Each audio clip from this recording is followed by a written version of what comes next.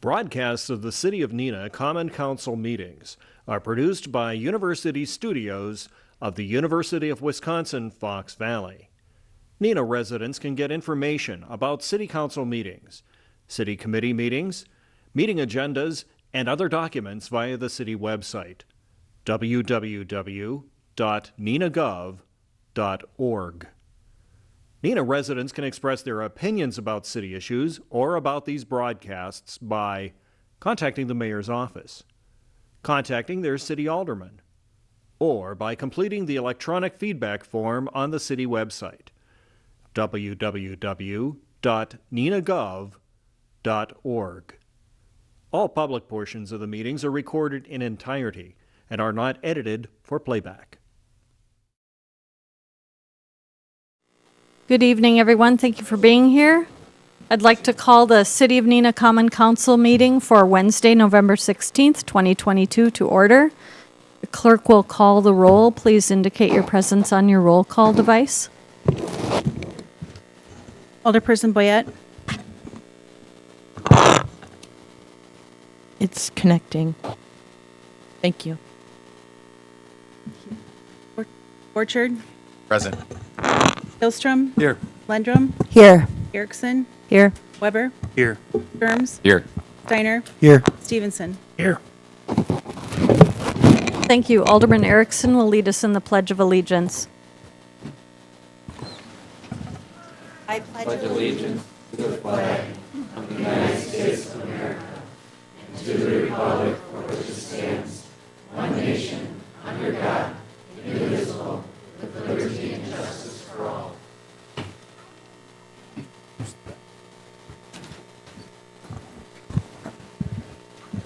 The first item on the agenda tonight is a proclamation for Small Business Saturday, which I will read. Whereas the government of Neenah, Wisconsin celebrates our local small businesses and the contributions they make to our local economy and community, and whereas according to the United States Small Business Administration, there are 32.5 million small businesses in the United States. Small businesses represent 99.7% of firms with paid employees. Small businesses are responsible for 62% of net new jobs created since 1995. And small businesses employ 46.8% of the employees in the private sector in the United States. And whereas 79% of consumers understand the importance of supporting the small businesses in their community on Small Business Saturday, 70% report the day makes them want to encourage others to shop small, independently owned retailers, and 66% report that the day makes them want to shop small all year long. And whereas 58% of shoppers reported they shopped online with a small business and 54% reported they dined or ordered takeout from a small restaurant, bar, or cafe on Small Business Saturday in 2021. And whereas Neenah, Wisconsin supports our local businesses that create jobs, boost our local economy, and preserve our communities, and whereas advocacy groups as well as public and private organizations across the country have endorsed the Saturday after Thanksgiving as Small Business Saturday, now therefore I, Jane B. Lang, Mayor of Neenah, Wisconsin, do hereby proclaim November 26, 2022 as Small Business Saturday. Thank you. The next item on the agenda is the approval of council proceedings. Is there any objection to unanimous consent of the council proceedings of November 2nd? Seeing no objections, that is so ordered. The next item on the agenda is public hearing, consideration of ordinance 2022-20 and 2022-21. What I would like to do is have our Deputy Director of Community Development, Brad Schmidt, give a presentation that is sort of an overview of the process that we are currently undertaking, followed by a presentation by Andy Dumke of North Point Development Company. So we will start with that overview by Brad Schmidt.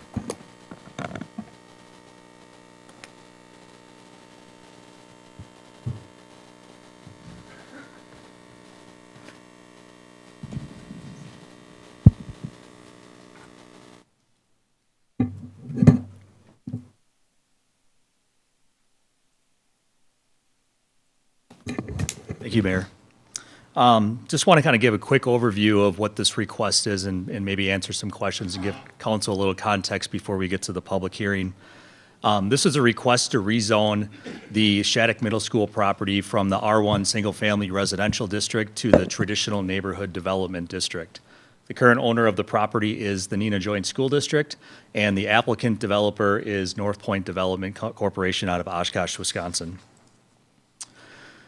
Just to provide a little timeline of how we got to this point, back in February of 2020, the Neenah Joint School District held a neighborhood meeting with the Shattuck neighborhood to really kind of talk about the referendum, and if the referendum passes, provide an understanding that this school would close down, and if the school closed down, what are some ideas that could happen on the site in terms of development. Ultimately, the referendum did pass, resulting in the new high school and the closure of the Shattuck Middle School in April of 2020. Ultimately, after an RFP was issued by the Neenah Joint School District, a developer was chosen, and that developer proposed a development on the site and held a neighborhood meeting in conjunction with the Neenah Joint School District to present this to the neighborhood to get feedback from the neighborhood. So up until that point, there was really no city involvement. The only city involvement started with the City Plan Commission last week, where the Plan Commission held a public hearing. Today, we're having the public hearing in front of council, and then ultimately the Plan Commission will review and make a recommendation to council on November 29th, and ultimately this would come back to council on December 7th. So I think the biggest question is, what is a traditional neighborhood development district? Very, I guess, a top high-level answer to that is that it's meant to promote development and redevelopment that is compact, has a mixture of residential uses, and retains existing buildings that have historical characters. The state required that all municipalities over, I think, 12,000 population adopt a traditional neighborhood development ordinance, which we did. Our traditional neighborhood development district is very similar to our planned development district, with the biggest exception is that the traditional neighborhood development is focused on residential versus the PDDs, which is much more mixed use. They follow the same process. They essentially require the same submittals. With a traditional neighborhood development district, not only is the property rezoned, it is also creating and adopting a master development plan. This master development plan is fairly conceptual in nature, and then once, and if this is ultimately approved, any subsequent action or development has to be consistent with that master development plan, and that is done through the project plan approval, which again is approved and reviewed by Plan Commission and Common Council. Just to give a quick overview of the site, I think most of us here are familiar with it. It's 27 acres in size, includes the Shattuck Middle School, which is roughly 225,000 square feet in area. It includes the middle school, the outdoor recreational space, green space, and the medical clinic on the west wing along Elm Street. There's two major parking lots on Elm and Reed with a total of 146 stalls. It's a very flat site, but it does generally slope to the northwest. And all the streets that surround the site, Elm, Reed, Division, and Lawton, are all classified as sub-collector streets. So when in reviewing a traditional neighborhood development, there are some minimum standards that have to be met in order to approve a TND. So number one is that the minimum size of the district has to be at least 10 acres. In this case, it's 27 acres. Front yard setbacks, so in looking at the single family, two family, and proposed townhomes, have to maintain a setback between 15 and 25 feet. This is 20 feet. Rear yard setbacks, minimum 30. This proposal is 30. Side yard setbacks, they can go as low as 5 feet. This proposal actually stays consistent with what the neighborhood is, which is 6 feet with an aggregate of 16 feet.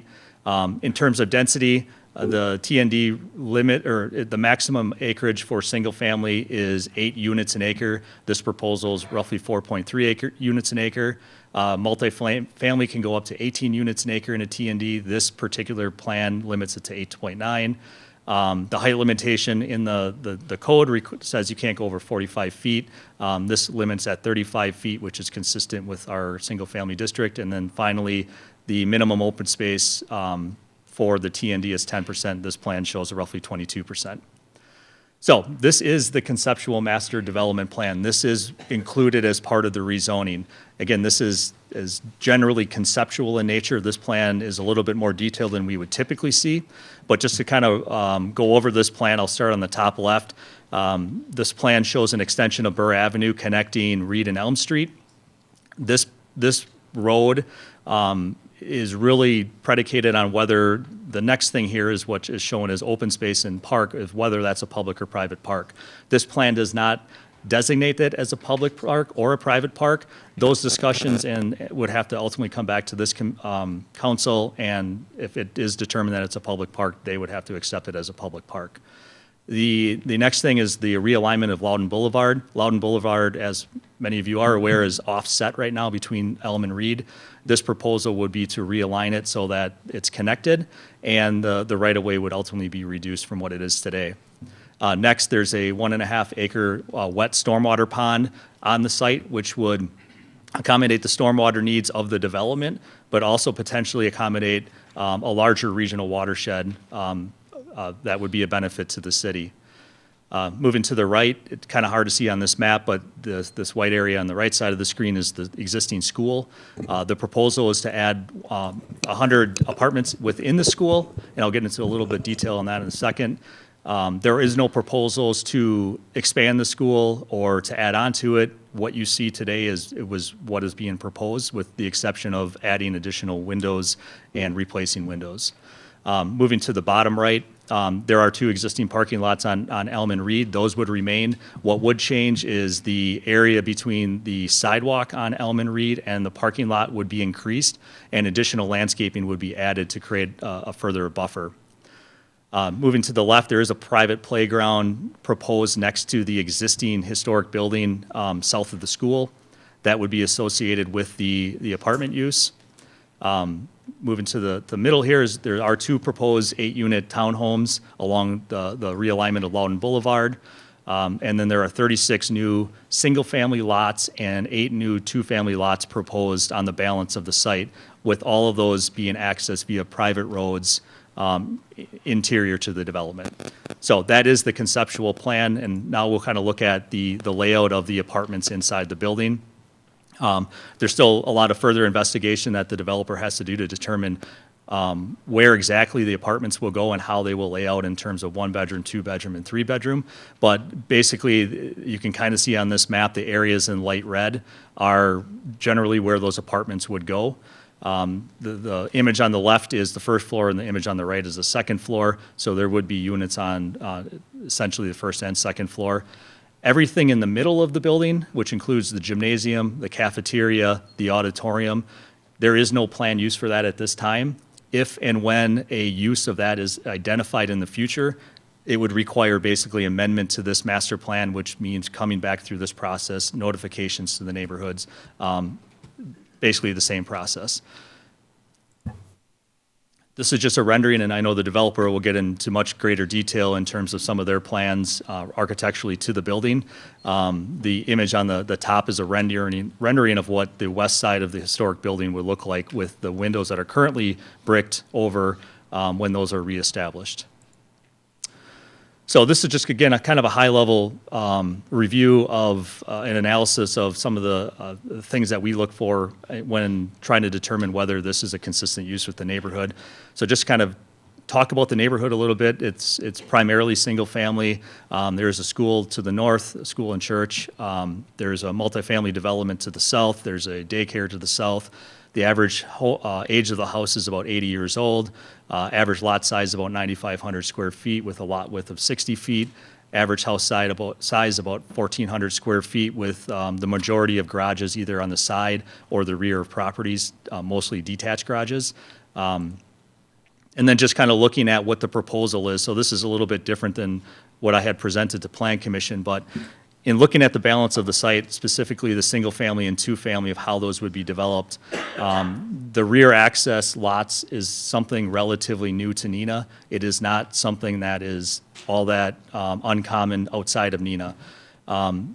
So when we're looking at how do we ensure consistency with the neighborhood, one of the things that we will be looking for if this rezoning goes through as part of the next stage is making sure that we have covenants that have architectural controls, that when a house gets built, that it meets certain standards to ensure that consistency.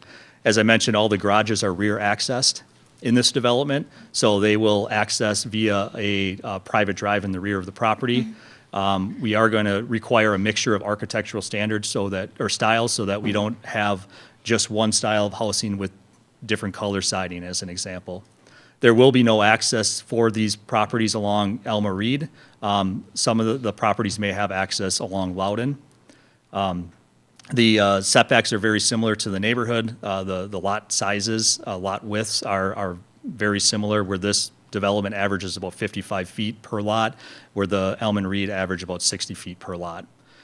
There's nothing in this plan that would prohibit the duplexes from being designated as a condo, which is an ownership, or a zero lot line development, which is another ownership style. And then finally, the private roads would all be maintained through a homeowners association.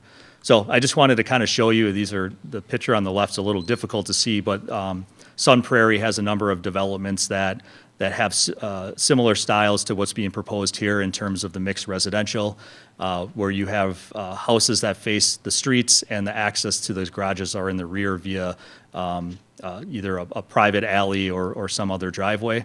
So looking at the different styles of housing that they have, at least in this development, which I would anticipate would be similar to this development, on the top are the single-family homes, and on the bottom are some two-family homes. So again, neighborhood character was important for us as staff from the beginning when we reviewed this project and we met with the developer. We've gone through multiple iterations of trying to get this to be as consistent as possible with this neighborhood. Number one is I think the density is something that we have worked hard to continue to find ways to bring it in closer in line with the neighborhood. So just looking at density as we measure as units per acre or dwelling units per acre, the total proposed density for this development is roughly 6 units per acre. When you break that, the single family and two family down, that is about 4 units an acre. When you look at the multifamily, which is the apartments and the townhomes, you're about 9 units an acre. In analyzing the surrounding neighborhood, they're roughly 4 units an acre. And looking at some multifamily developments within the vicinity of this development, they range anywhere from 13 to 20 units an acre. So that's kind of how we analyze that. Another analysis, and certainly a concern from the neighborhood, is traffic. As I mentioned previously, all of the streets that surround this particular development are classified as sub-collectors, which are designed to accommodate 8,000 plus vehicles per day. We are nowhere near that in terms of capacity. Washington Ave to the north of here is classified as a collector street, and Cecil to the south is a minor arterial, which ultimately carry a lot more cars. Just to kind of do an apples to apples comparison, a traditional middle school will typically generate roughly 1,500 trips per day, where most of those trips happen in the AM peak hour, roughly a third of those trips, and then the PM peak hour, about 10% of those trips. In comparing what this development would have in terms of the number of apartments proposed, townhomes, single-family and two-family units, the actual total generated trips per this model actually are a little bit less than what you would see when the school's in session, with both the AM and the PM peak hours being less. So finally, to summarize, this is a proposal to rezone to the traditional neighborhood development district. As I mentioned, these districts tend to be compact mixed-use master plan developments. The master plan development is included as part of this rezoning. So that is what is shown here on the right. It is, again, very conceptual in nature, and if this ends up passing, any changes to this or substantial changes to this concept plan would require amendments and going back through this process.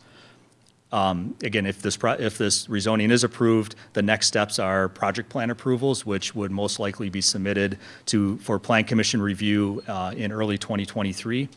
Ultimately, the school is proposed to be closed in June of 2023, and construction of the apartments would begin in late 2023 with completion by 2025, and site work on the balance of the site would begin in 2023, 2024.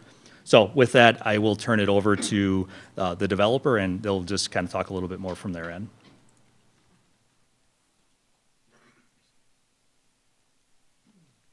Good evening. Thank you for your time. My name is Andy Dumke. I was born and raised in Oshkosh, Wisconsin. Been developing real estate in Wisconsin throughout the Fox Valley, primarily throughout the Fox Valley. I have developed and owned real estate in Neenah. And about 12 years ago, we started a company called North Point Development, and we develop both market rate and workforce housing. Throughout that time frame, we've developed 1,300 units in Wisconsin for workforce housing. A couple local developments that we've recently done is in Appleton. We developed the Appleton Post Crescent building that was completed about a year ago using historic and workforce housing credits. And a couple years before that, we did the Woolen Mills Lofts, which is down in the flats in Appleton. Again, using workforce and historic tax credits. My goal here is, again, just give you a background on myself. This picture up here is a development that we recently completed this summer in Oshkosh. I wanted to focus on this one a little bit because I believe some of the community members had the opportunity to tour it. This postcard here is a picture from 1911, what the school originally looked like. This picture here is what it looked like upon when we acquired it. This is a picture of the north of the building. You can see the windows are all boarded up and the brick is dirty, et cetera. And this one on the right is partway through construction. This is the east side of the building. Again, you can see the before and after pictures of the quality of work that we do and how excited we are to do actual historic rehabs. This is the east side of the building facing the church. And this is a drone video of the completed project after the project is complete and all the landscaping, et cetera, was put in. And these couple are an example of what the interior photos of the building looks like. We save all the chalkboards, hardwood floors, terrazzo floors.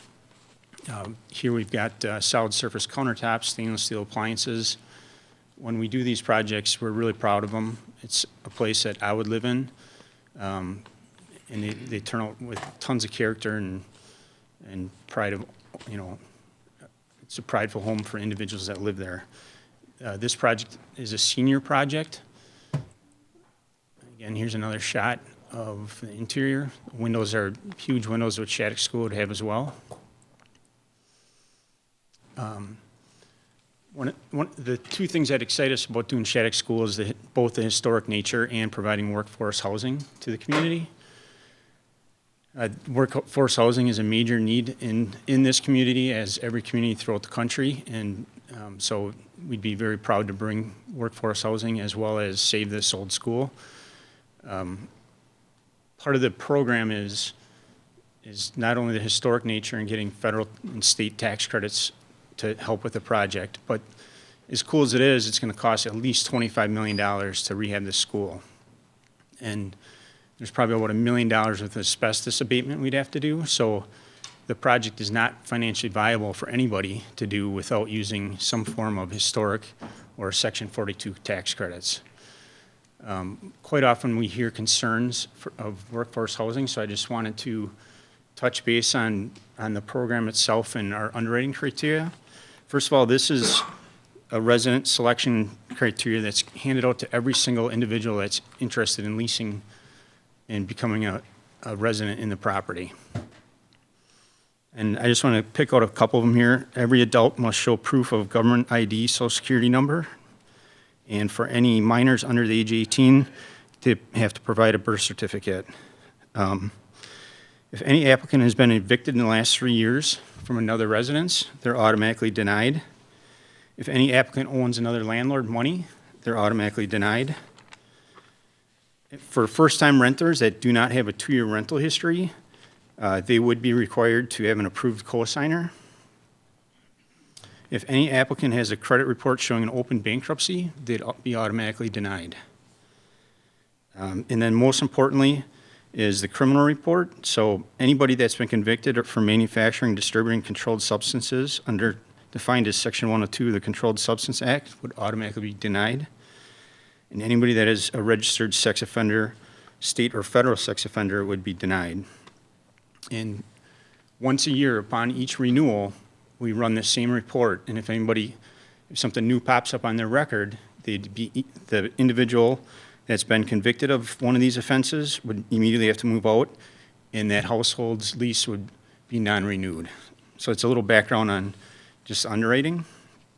And then as far as incomes, there's a wide range of incomes, but to keep it simple, for a 3-family member, the starting income would be approximately $45,000 to $53,000 a year to qualify to live here. And once you're qualified, your income can go up 140% from your initial application. So that's just the starting wage that somebody would need to qualify, that wage or under, to qualify to live here. And then there's also a criteria that only 30% of your income can be used towards rent. So it's a finite box of what a tenant would need to qualify to live here. And then let's go through here.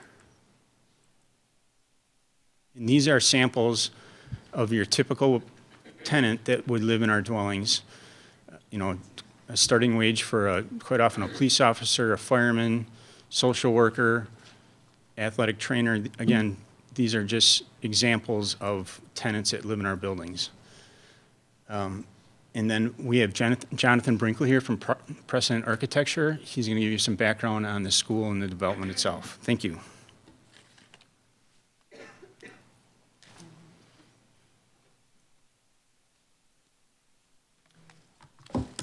Thank you for your time this evening. Like Andy said, my name is Jonathan Brinkley. I'm an architect and engineer with Precedent Architecture in Fond du Lac. I'm here tonight to describe to you what the historic project would be, the historic component, because I think that a lot of people have not experienced an apartment project of this type, and there's a lot of nuances, things that are special about it.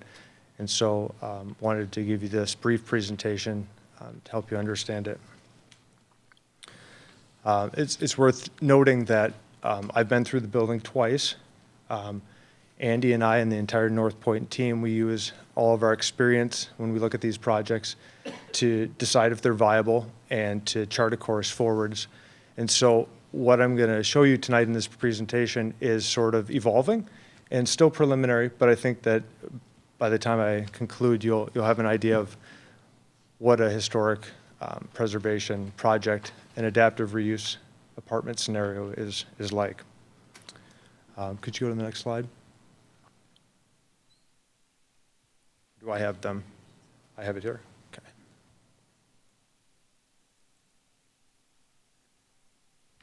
So early on, we took photos around the building, and staff asked that we create a rendering of what the architectural impacts of the project would be to the outside of the building.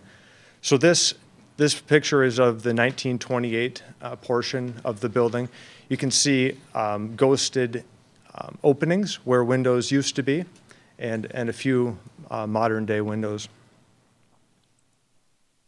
So on the left, upper left, this is our rendering of replacement windows in the historic openings. We aren't able to just choose what those look like. We actually have to go back and research. And so a couple weeks ago, we did an archive search of historic photographs so that we could determine what the windows look like on each facade, not only their mutton pattern, which is the grills, but also their operation, whether they slide up or pivot out. And the school had some of each of those. But what's important to see in this photo is that it looks very similar to the black and white photo that's in the middle on the right. As part of our tour through the archives, we came across this photo. It's quite old, no date, but what was interesting is that there's some barbed wire in the foreground, and we weren't sure if that was to keep people in or out. It's really fun to go through these photos and play detective and see what we can learn. When we came across this photo, we had to pause for a little bit. Erica in my office, who was compiling the photos, said, I think this is our building, but I have no idea where it is. We later found another photo where it's very clear in cast stone that this is the south gymnasium entrance to the building. It was hard to identify because if you're able to see the yellow arrow on the screen, it's buried within 1950s construction, right in the center of the building. So we got pretty excited about this photograph. To orientate you to where we are today, in the upper left-hand corner, you can see the 1928 gymnasium, the smokestack in the background, and infilled in tan brick are the second-story historic openings of the 1928 gymnasium. If you were able to zoom in really, really closely to the photo on the right, you would see that the openings are there. They've just been bricked in. The path of least resistance as buildings gain mass and accrete over time is that you fill things in, you cover things up, and you move on. And that's actually really good news for historic preservation because it usually means everything is still there. So using our past experience, this was about 3 weeks ago, I sent that photo to Andy and I said, hey, what do you think about taking out part of the center of the building? And I want to pause right now and just switch projects to help describe what I mean by cutting a hole in the building. This is Woolen Mills Lofts in Appleton. This is a North Point project from approximately 5 years ago. This building sat vacant for many, many years and was passed over by many development teams. Our team took a look at it and had the initial reaction that most people did was that the building was way too deep to put apartments on within because the distance from one set of windows all the way across the building to the other was so incredibly large that you could never have a functioning apartment building unless we could convince the National Park Service that we could be doing historic preservation good by cutting a hole in the center. So where I've circled there and pointed with a red arrow is where we were successfully able to convince the Park Service that an open-air court would be a good idea. And before I switch slides here, the photo on the right is a typical dwelling unit from inside Woolen Mills Lofts. There's 60 units in this building, and there's 55 different floor plans. I won't go into too much detail about this slide other than to say that it takes a lot of diligence to make a case before the Park Service in the realm of historic preservation. And so this was our rationale for the preservation good that could be done. The reason I bring this before you this evening is I was hoping to help you understand how a historic project is different. So in the upper left-hand corner was our rendering of what we anticipated the open-air court to look like. This photograph is the open-air court completed. Those windows that you see, those each go into dwelling units, with the exception of one common space area, which is the interior photograph on the right-hand side, looking out into the open-air court. In the photo on the left, you can see rubble stone walls that are from a time period before electricity. You can see cable tension ties that were put on wood beams just after the start of the Industrial Revolution. And above that, you can see trusses from the mid-1940s when welding became viable. And so this is typical of a historic preservation project where the National Park Service oversees this in a way that we seek to allow people that visit these buildings and look on them from the outside and the inside to be able to interpret things from the past. The photograph in the center is a historic window up close, and the Park Service goes to the detail of requiring what the putty bevel looked like, which is a 1/4 of an inch detail. So back to the Shattuck School Apartments and the South Gymnasium entrance. Like I said, 3 weeks ago, we came upon this photograph, and we were excited by it because perhaps we could make the project even better than we initially had envisioned it. by creating an open-air court to restore this south entrance. So as part of getting ready for this presentation before Plan Commission, and I went through the facility study of the building because I wanted to be able to refer to each building addition by its proper year. And I had to smile and chuckle just a little bit because I was very excited about the idea of bringing the south entrance back to life. But what I realized when I looked at this image is that 20 years before I was born, somebody else already had that idea. It wasn't until 1962 that I'm sure different economic and space pressures caused the infill of the courtyard that was created in 1955. So with that knowledge, we went through some of the blueprints. And like I said, I've been through the school twice because it is actively being used as a school. When we get into design, I'll be in there quite a bit more, but for now it's interpreting these things and making projections on what we can do with it from the plans. The photograph on the right-hand side is one of the corridors through the school that puzzled me the first time I was there and the second time as well, but now it makes sense. On the right-hand side, you see brown brick columns with gold expanses of window in between. Those are the windows that opened in 1955 into the courtyard where they preserved the south gymnasium entrance. I just included this one because it's just beautiful, these old blueprints. This one is a section cut through the 1928 gymnasium. This one's important because as part of the argument for being able to restore the courtyard and have a purpose for the gymnasium, one of the things we need to demonstrate is that parts of the gym volume were used previously for other purposes besides the gym. And so this is one of the nuances with historic preservation and the Park Service is that we're working towards getting historic tax credits that will allow us to do fantastic and wonderful preservation good. But we have to follow quite a few rules, and one of them is we can't chew up large volumes of space unless they had previously been, I'm going to use the word chewed up, portioned up. So this blueprint drawing shows that the grandstands and the locker rooms were in that volume. There's another shot of the grandstand bleachers in the south entrance.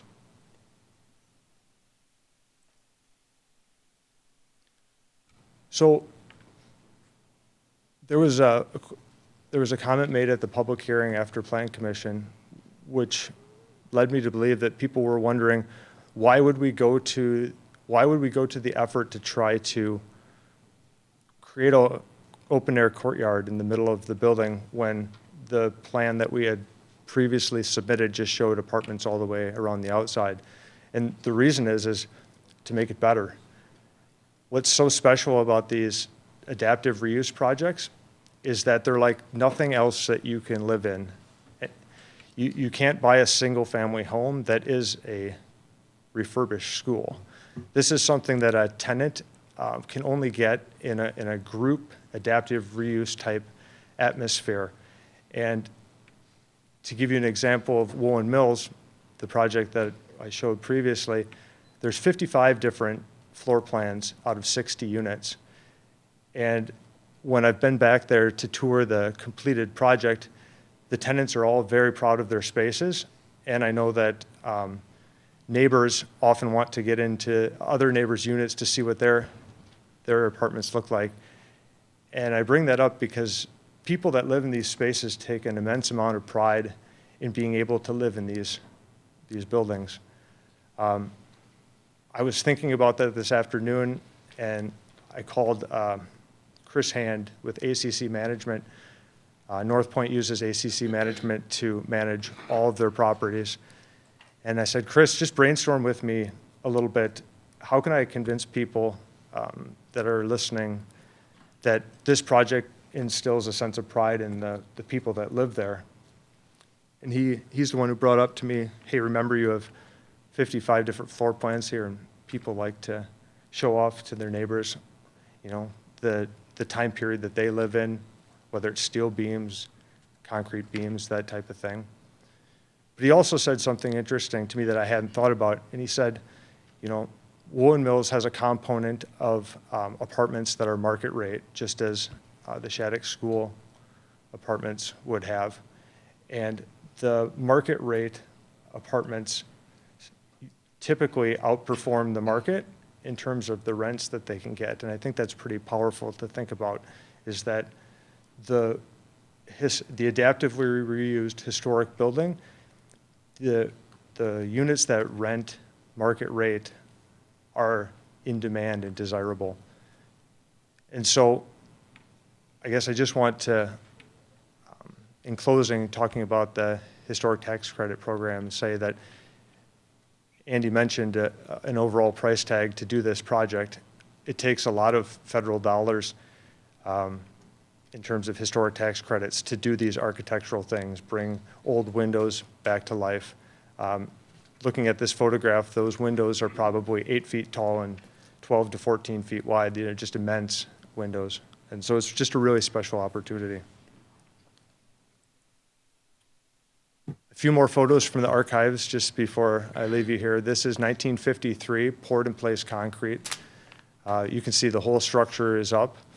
This was cutting edge because it allowed large expanses of glass, and if you have a chance to tour this wing of the building, it used borrowed lights from one side of the building through the corridor and to the other side. This is an older photo of that same addition. You can see how the windows infill the poured-in-place concrete. This is the 1962 edition, which is the opposite side, very similar in size and scale.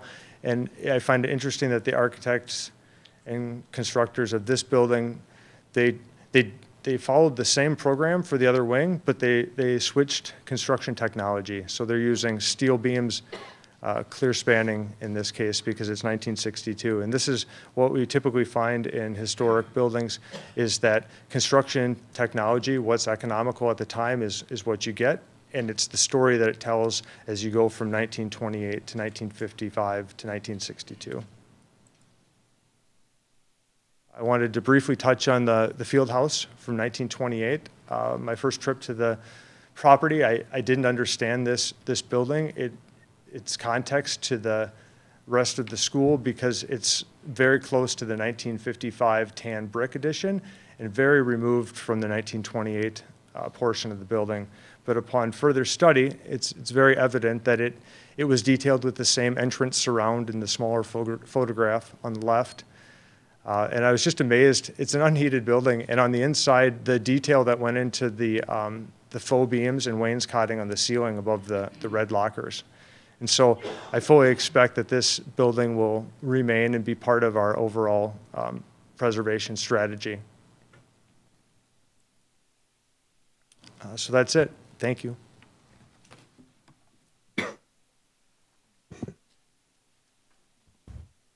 Thank you. Item number 4 on the agenda is the public hearing. I would just like to say that we will be recording any questions that you might have, and we will be addressing them at the deliberation stage of this process that will occur on November 29th at the Plan Commission meeting on November 29th, and then again on December 7th at the next council meeting. So if you have questions concerning the project, we will be recording those and answering those at the following meetings. At this point, I would like to open the public hearing. That is consideration of ordinance 2022-20, amending the Neenah Comprehensive Plan 2040 future land use map for 600 Elm Street, Shattuck Middle School, from community facility to residential neighborhood investment area.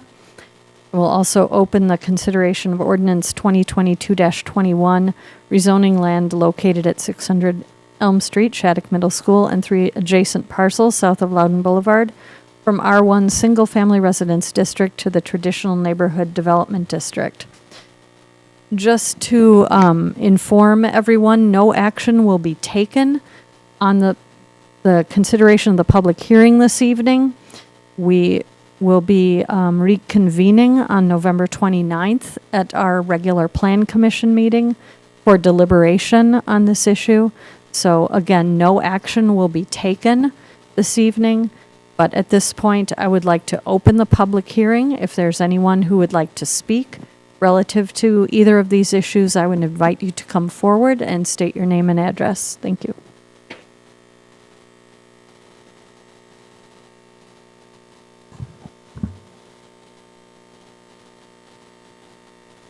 Good evening, Mayor. My name is Mark Ellis, 218 Clybourne Street in Neenah, and it's nice to be in front of all of you after a number of years. A lot of people here tonight are a little afraid of what's going to happen, and I understand that. And I'm here to talk to the council and to the good people who are here tonight, because I recall many times in these chambers when I sat on that side of the bench that we were presented with issues sometimes that were not popular, but they were the right thing to do. And it gave me pause when I was looking at this project to say how lucky we are to have a developer like this that wants to come and do something that not only takes care of historical preservation to a degree, but to give a good adaptive use for housing that Neenah needs. I have looked at Columbus and Atlanta and Savannah, Georgia, as an example. I have family that lives down there. And they have done a terrific job of preservation, along with modernization and utilization of property that is good for both the government and the residents. There might be a better use for this project, but I looked at down to 3 factors tonight, very simply.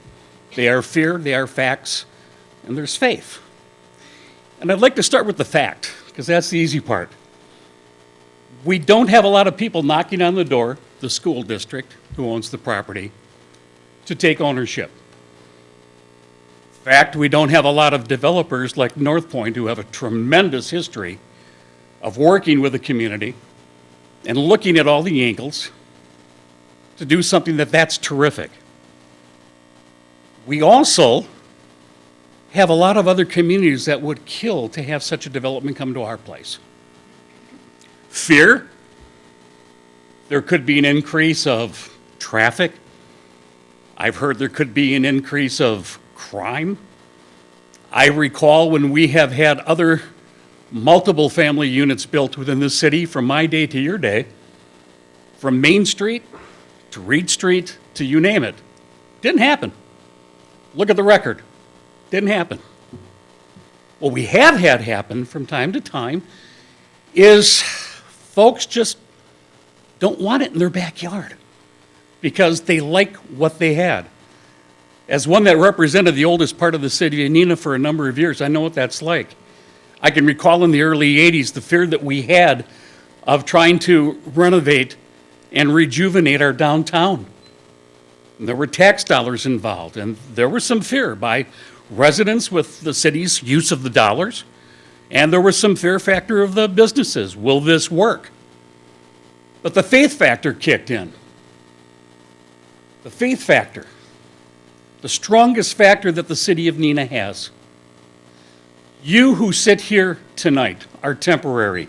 We who sit here tonight are temporary. Some are going to speak pro, some are going to speak con. We are all here for what we think is the best thing for the city of Neenah. So we're not going to walk away and say, I don't like that person because I disagreed with them. But at the end of the day, your job, as you well know, is to look at what is the right thing to do for the city, not just that existing neighborhood. Because what we do there affects every boundary that we have. It does.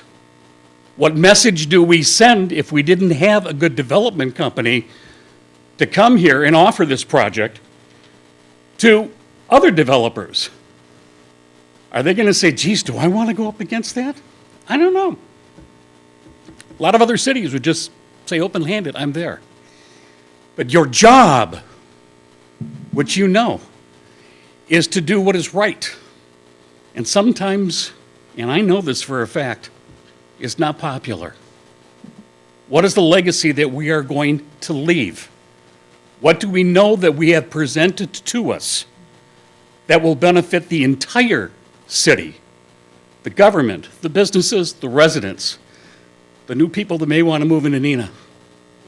I urge you to look at this project from a positive connotation, because the fear factor is not there.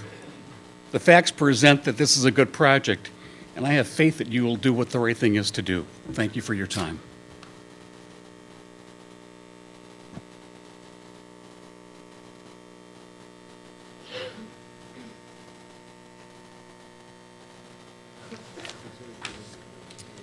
I just have to switch my glasses here. Hi, my name is Sarah Krampitz, and I live at 615 Hanson Street. From what I understand, one of the main goals of the North Point development is to provide affordable housing to our community. While affordable housing is a much-needed thing, what is most needed is stable, affordable housing. And as long as someone's a renter, they're not in a stable living environment. This is not a prejudicial statement. This is a statement of personal experience. I've been a landlord in Neenah for the past 20 years, and after going through the eviction process with a couple of tenants early on in my career, I found out what most other experienced landlords know and freely talk about with each other. It's exponentially easier, faster, and cheaper to just non-renew a tenant than it is to go through the eviction process. That means anyone living in a rental property is a 28-day non-renewal notice away from being homeless. Imagine being a low-income worker with a few kids and you're given 28 days to find a new place to live.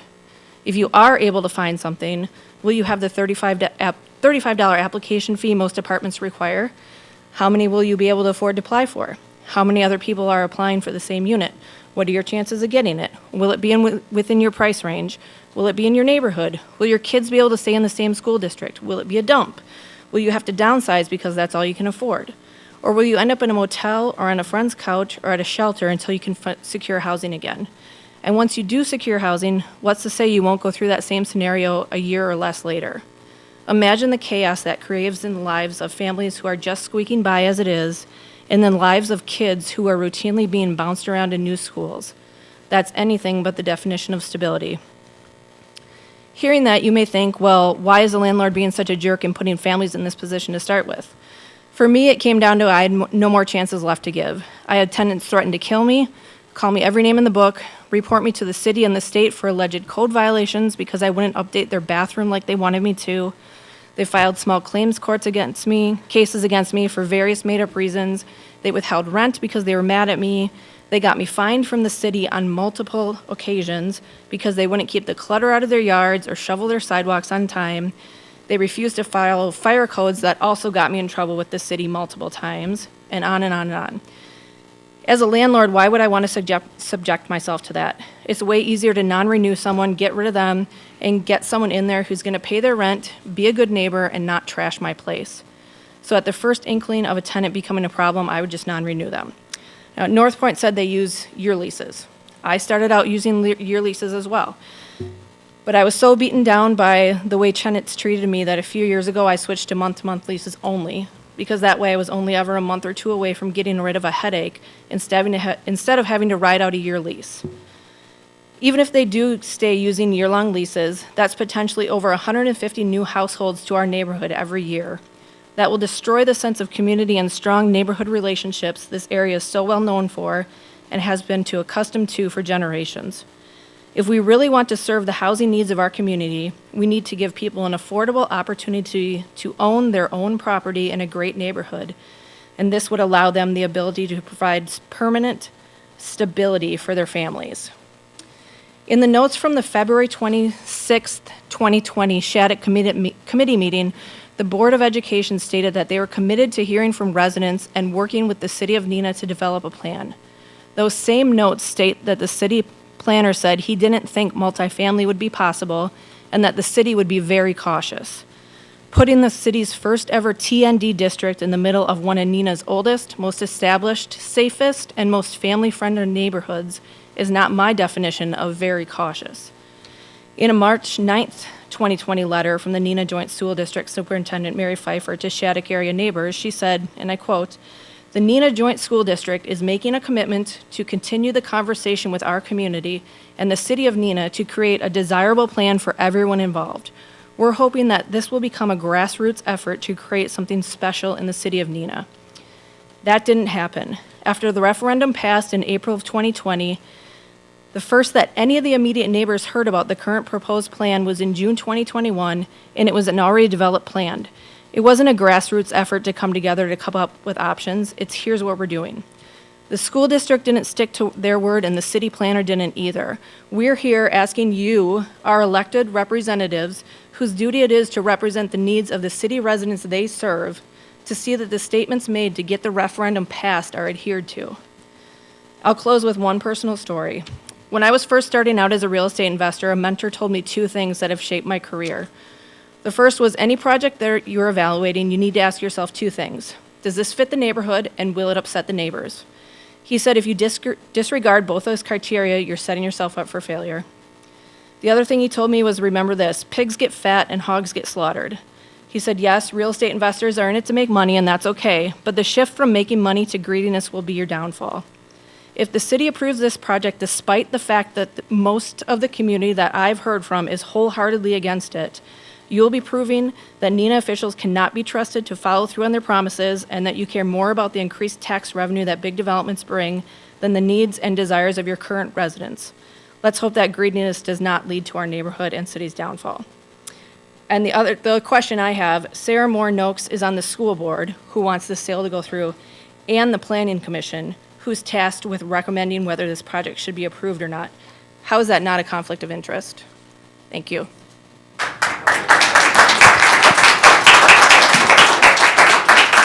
I'd like to ask that we refrain from applause, please. Thank you.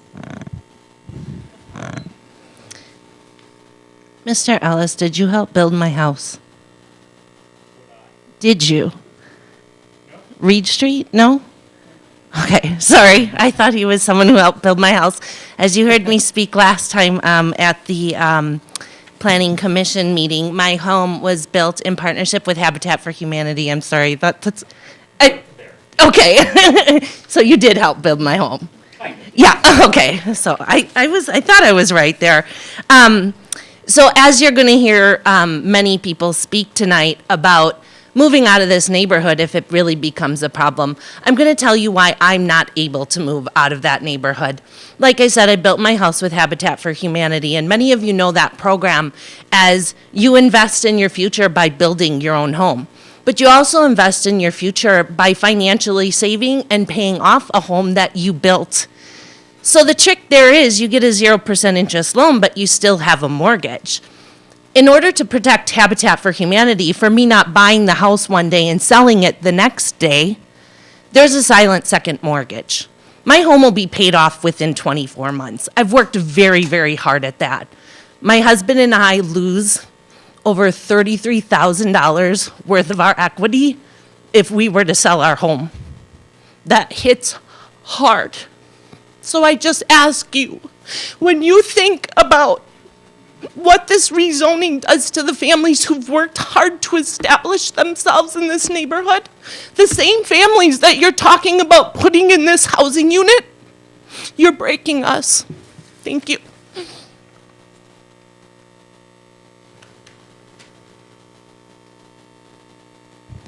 Could we have your name and address? I'm sorry. Catherine Nolaria, 732 Reed Street.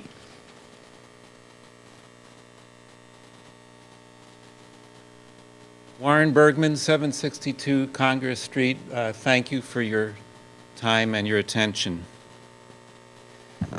My wife and I were homeowners for 22 years, but in our retirement now, we are renters in the Shattuck neighborhood. The campaign to block the rezoning necessary for the development of affordable housing makes us feel unwelcome there. I'll quote the November 8th Appleton Post-Crescent. Some of those who oppose rezoning say, quote, "The development changes the security of our neighborhood," end quote. "Please do not allow low-income rentals in our area. These comments make broad, unfair assumptions about people like me who need affordable housing. Should I not be allowed to live here? Am I a threat to your security? I am not making a blanket accusation that my neighbors are racist. I believe that many of those who oppose have good intentions. But we must consider the impact of our decisions and actions, rather than complacently rest on our good intentions. The impact of failing to rezone is to perpetuate the exclusion of low and moderate income families who are disproportionately people of color. I would like to believe that the Shattuck neighborhood welcomes everyone who wants to live there, but only through intentional inclusion can we make that a reality. I favor rezoning to allow the development of affordable housing in our neighborhood. Please vote to rezone.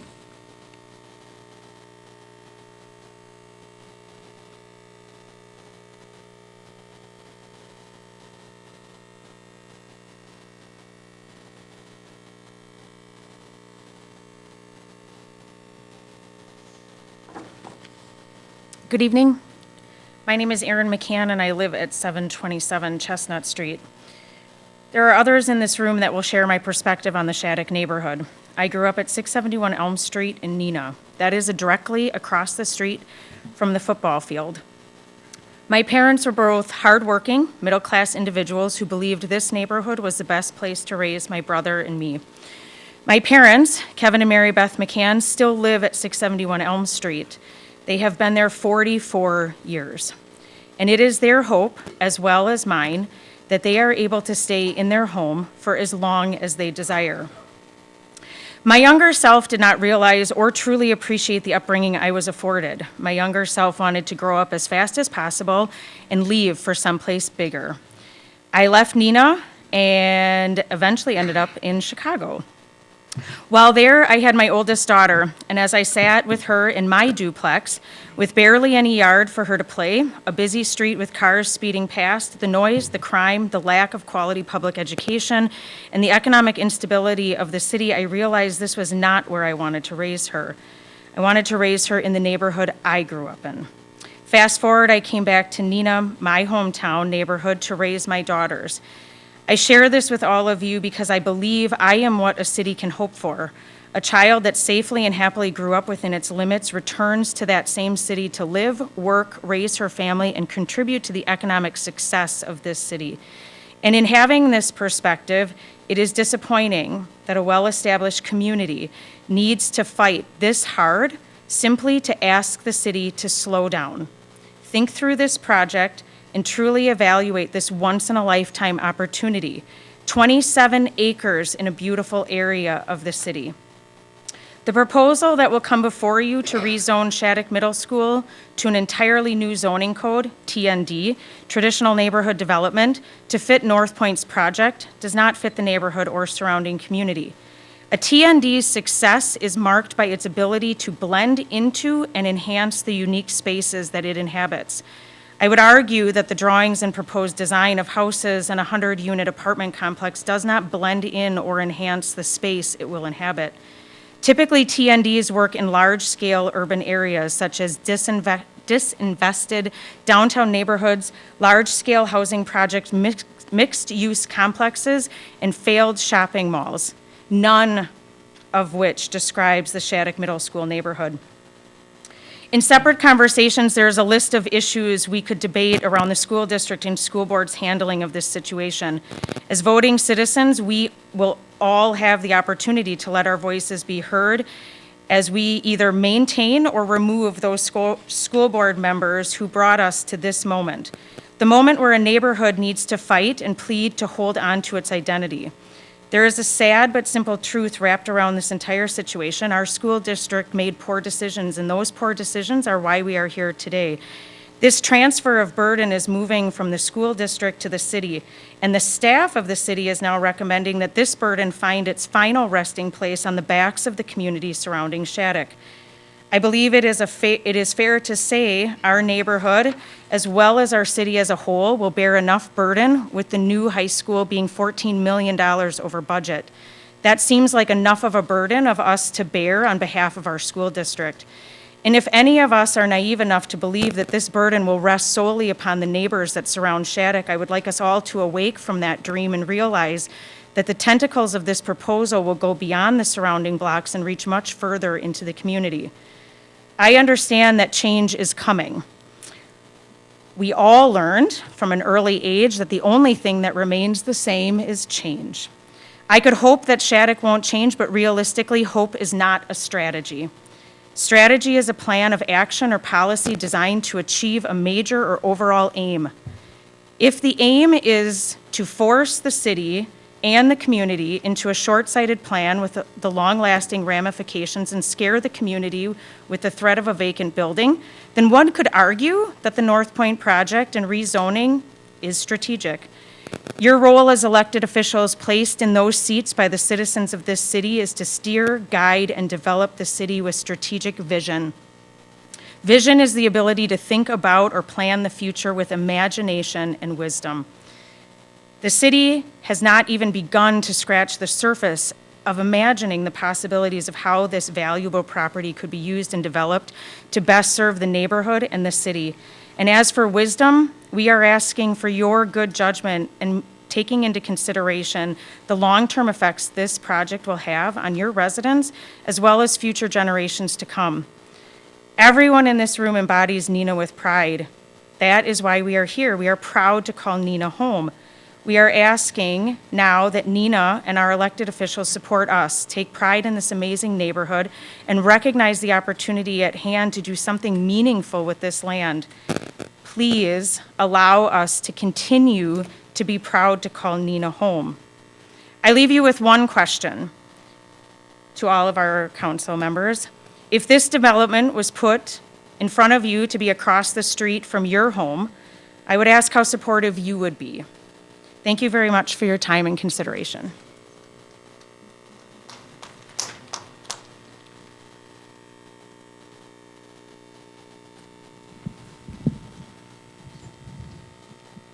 Getting mic'd up. Joe James, 516 Hanson Street. I cannot even come close to topping that presentation right there. I think that was outstanding. If everybody was paying attention, I wish you would publish that in the paper. Somebody pay attention. Hit every point. Bam, bam, bam. And it brought me up just random thought. I hadn't even thought about this before. I don't prepare anything just off the top. The 14 million overage, is that why this is being pushed by the school district so hard to dump so fast? With the high school? That's a direct question. Anybody want to field it? I'm just curious. Tell me I'm wrong. Because it seems like the school district's holding on to this big albatross and somebody's been crossing a couple lines and maybe pushing some things in votes. And there's something there, but I don't know what, but this is moving so quickly that it doesn't make a lot of sense. And that's why everybody's sitting here really frustrated at the moment, because this can be shelved. It can be done the right way. TND, I would have loved to see in that presentation a comparison against R1. So basically R1, if I'm doing the math off the top of my head sitting there, you said it was 9,500 square feet basically per lot average on Elm Street down on the other side. And then you said it was 8.3 were allowed in 1 acre. So basically you're doubling population immediately right there, but you settled back on 6. So you're just going up 50% of population on Elm Street.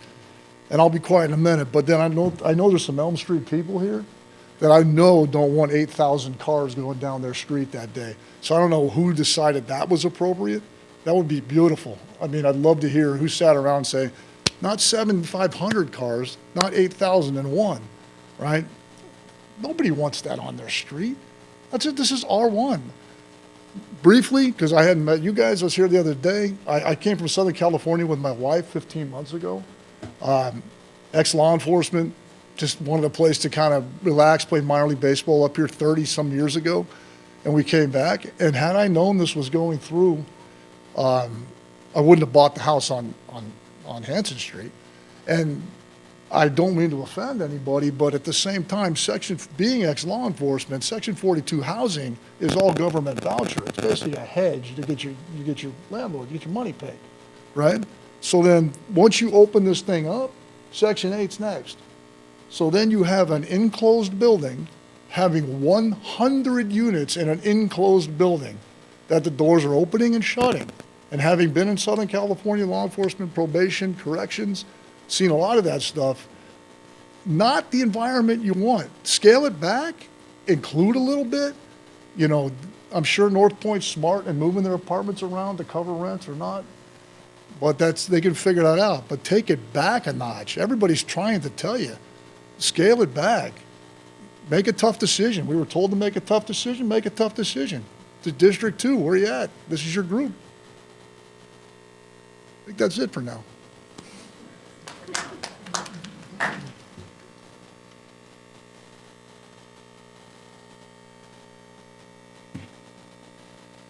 Nancy Cranpitz, 957 Grove Street. I don't have a prepared statement either. What I've been doing is just jotting down things that have come to my mind. I went to the presentation last week, and a few of these things have come up in my mind. First of all, the developer saying that Jane Doe is going to have to pass all these stringent requirements to become a renter. What happens after Jane Doe moves in, and 2 months later, her boyfriend, who's an alcoholic and a druggie, moves in with her? There's no oversight over who's going to be moving in, I don't think, unless I'm wrong with that, with the developer.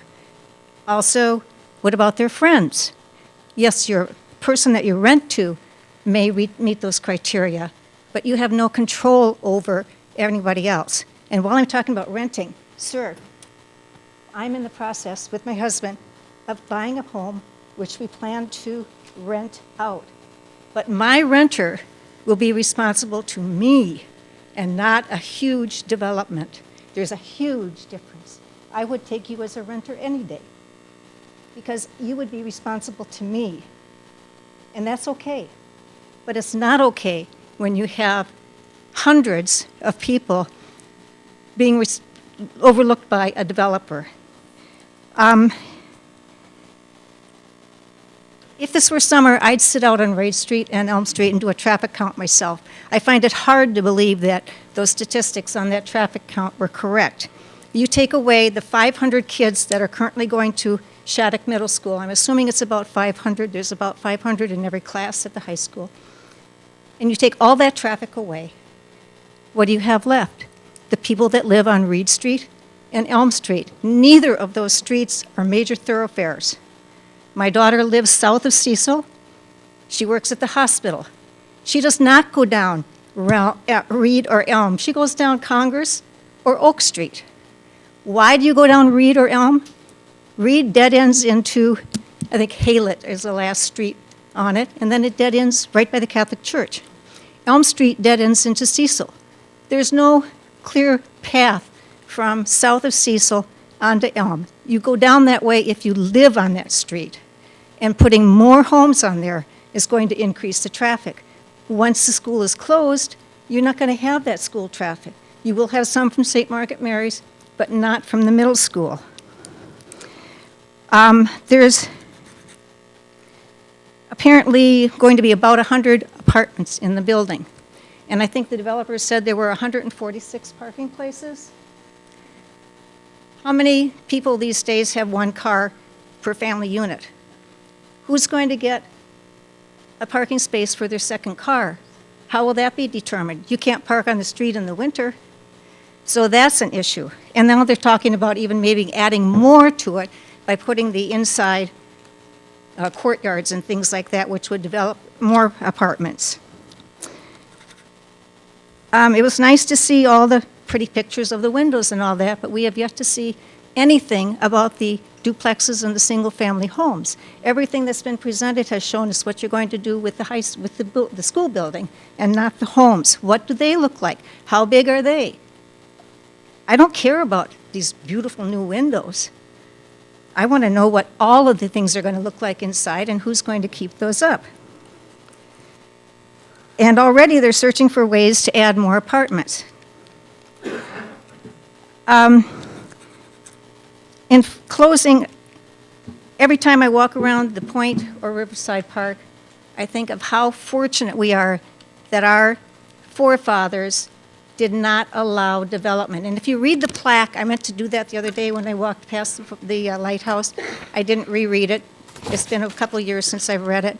Apparently, the reason that this was set aside was so that it would not be built up, and this green space would be there for eternity, a perpetuity. What about the green space we're going to lose here? That's a big green space. Baseball diamonds, softball diamonds. Walking track, that's right, which I mentioned at the Plan Commission. So these are the kind of things that I personally am concerned about. When I first heard of this, I didn't have any idea who they were going to rent to. That was not my issue. My issue was volume. Volume of people, volume of cars. I grew up on Hanson Street. I did not live here when my children were growing up. They lived in Two Rivers and Marinette, very similar communities to Neenah at the time I grew up. They chose to relocate here to Neenah, not only Neenah, the southeast side of Neenah, Hanson Street and Ryford Road, to raise their families and pursue their careers. And they came here for a reason. And I certainly hope that that will be kept in your mind as you think about this program. Thank you.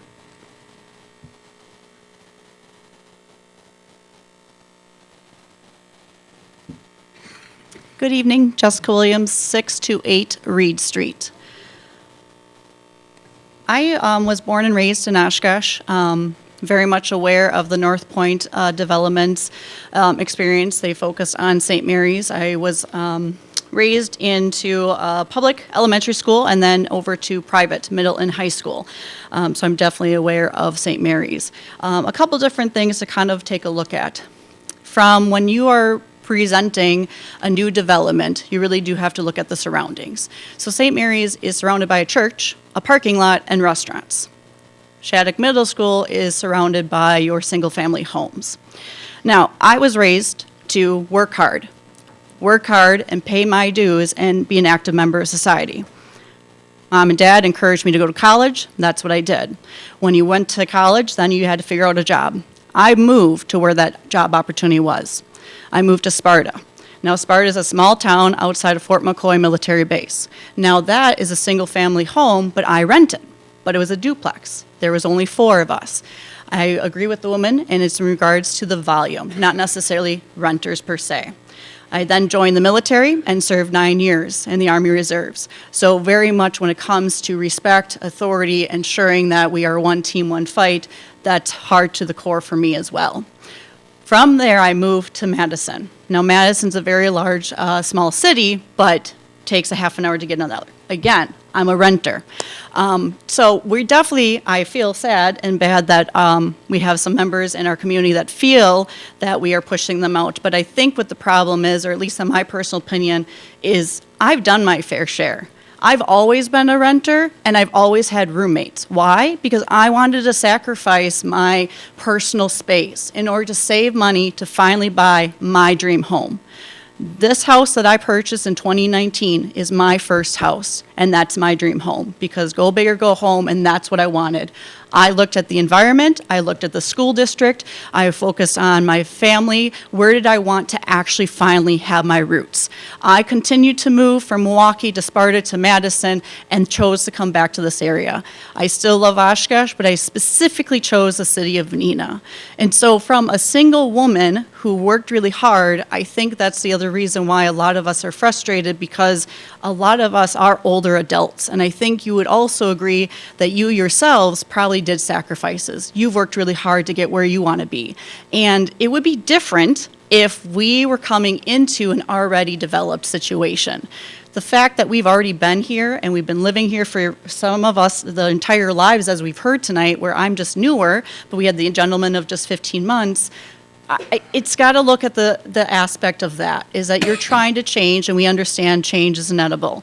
But the fact that the communication really wasn't there. If it wasn't for my wonderful neighbors that I have such a great relationship with, I would have never understood how or why this was kind of potentially happening.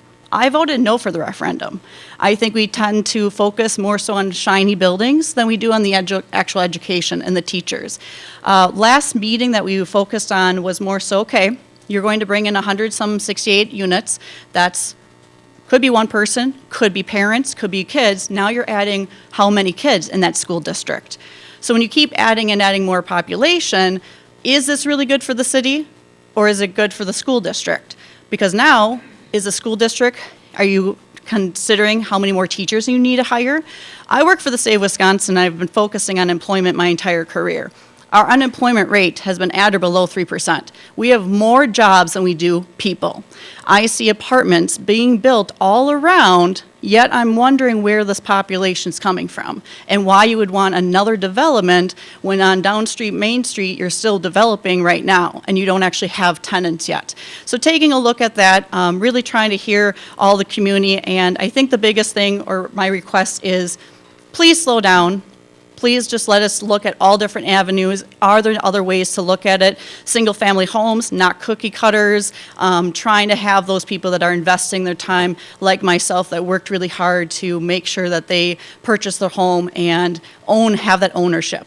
Again, the renters are fine depending on the volume and, of course, what they provide, and focus on trying to make sure that they're part of the community.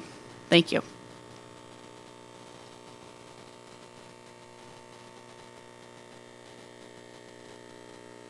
Hey there, my name is Aaron Hughes. This is my son Cassius with me. I've lived in some of the nicest areas in Neenah, and I've lived in some of the worst areas in Neenah as well.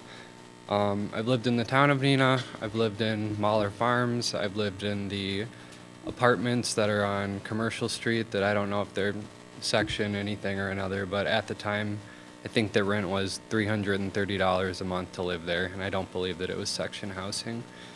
There are a lot of apartments in Neenah that residents know are not safe to be in at night, or, I mean, really any time of the day. You can look at the apartments that I'm talking about. You couldn't walk outside any time of the day at 1435 South Commercial Street and not smell the odor of drugs being smoked in apartments that are in the area. There were fights all the time. There was a constant police presence. Everybody here that is familiar with areas of Neenah that they might not necessarily lives in know that you don't go near the Apple Blossom apartments. All of this just to say that there's a reason why we picked where we live, which is on Higgins Avenue. It's because I wanted a safe spot to raise my children. And, you know, as the woman before me stated, you know, a lot of us have gone through a lot of personal sacrifice to be in the position that we are, that have allowed us the freedom to make the choices that we have for the quality of life that we've chosen for ourselves. In order to be able to afford our house, this is my son Cassius, he's 6 years old. There was a period of time where in order for us to be able to pay our mortgage, I needed to pay off my student loans before that was a wise economic thing for us to do. I worked 65 to 70 hours a week to do that, and I paid off all of my student loans in a year and a half, and I did that without the assistance of anyone else. We bought our first home when we were 24 years old. My son would cry when I would get home from work sometimes. Not because I was a bad father, but because he did not know who I was, because I was busy sacrificing so that my family could have the life that I wanted them to have. None of the areas that I've lived in Neenah that have been apartment housing have been anywhere near the quality of the current neighborhood standards of the Shattuck area neighborhood. I don't think that there's much support for this proposal in the room. The historical aspect of the presentations that we saw, again, it's interesting to learn about the community, about the historical stuff, but it doesn't really speak to the core issues of why the people that are opposing this are opposing it. And I'm not comfortable with it. I know that on our street, on Higgins Avenue, we have, to my knowledge, one duplex on the street. Other than that, it's single-family homes, just as you would expect. And it's people that are hardworking, that are down to earth, relatable, easy to talk to. I know my neighbors. We have one duplex on our street that's 2 houses down from us that is a revolving door of mayhem. They're going through an eviction right now. There's a heap of trash on the curb that's been there for 3 weeks since the most recent tenants have been evicted, and that's been the case for the last 6 years that we have lived there. You know, there's nothing wrong with being a renter. I don't care if you're financially well off and you're in your retirement years and that's something that you've decided is, you know, the most economically viable thing for you to do at that point in your life, where you don't want to have that onus of responsibility and that's just what you feel is best for you, or if you're just establishing yourself. But if you want to talk about Neenah's need for affordable housing, Neenah, Wisconsin in general, but the Neenah, Menasha, Appleton area has some of the most affordable housing in the United States. You know, I believe that the presentation that we saw the last time that we were in here stated that the average home value in the area that this development that we're talking about is located in was $135,000 per house. You know, how about fostering some self-efficacy within the community and allowing people to build for their future? I think that anybody, especially if you consider the increase in wages that have occurred since the onset of COVID to now, and the average person putting down 10 to 13% on their house, that being $13,500 for you to be able to own a home at the value, putting down 10% on a single family home in this neighborhood, that's the definition of affordable housing. This is not necessary. I obviously don't have any piece of paper in front of me that I'm speaking from. I'm not speaking as eloquently as other people have, but I think that the housing in Neenah is perfectly affordable as it is, especially in this area. There's no need for this. I don't support it, and that's just my contribution. And I'll continue to attend any of these meetings and, you know, present when given the opportunity to state my opposition to this. Thank you. Could you state your address, please? My address is 848 Higgins Avenue. Thank you.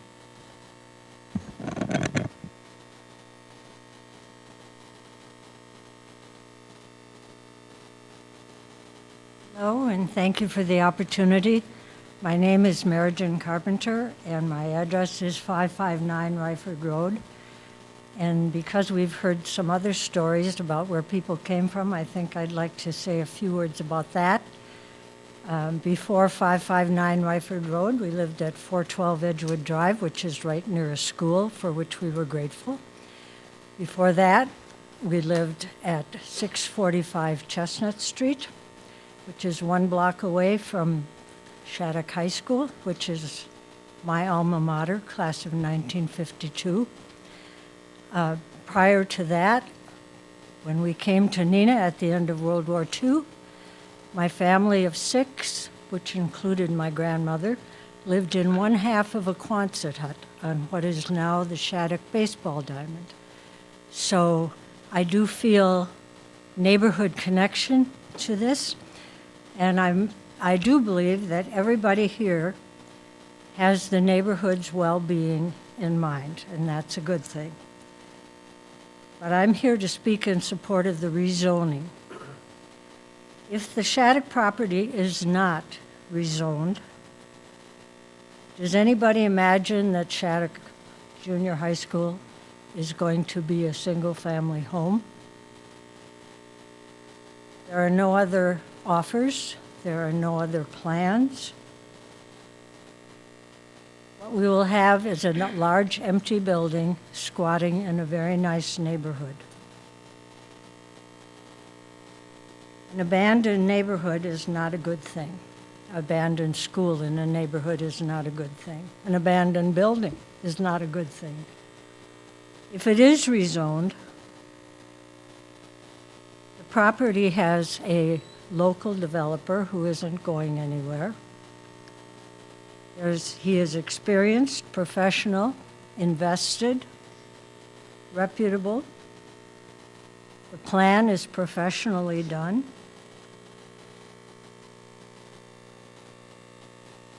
federal money is an important part of this, and if Shattuck is not a part of it, there will be none of that federal investment. My understanding is that it will cost millions of dollars to tear the school down, which would make for a rather expensive 27 acres. He also, I was interested and glad that he spoke about the vetting process for the people who will be living in this area. And keep in mind that the developer as well has an investment to protect. This will be new construction, which is good, not cookie cutter. And in closing, I would just like to say one thing that I learned from some years in this building. Improvement is catching. You can see that in neighborhoods. You can see it in the downtown retail district. When one property improves, others are very apt to follow. The same thing is true of blight and deterioration. This is not a scare tactic. When you have a lack of plan, of an alternate plan, and the vote is simply to be no, with hope on the horizon, I'm assuming, because as I said, I believe everybody wants what's best for the neighborhood. They want a good neighborhood. But I hope that you, as a council, will support this rezoning. Thank you.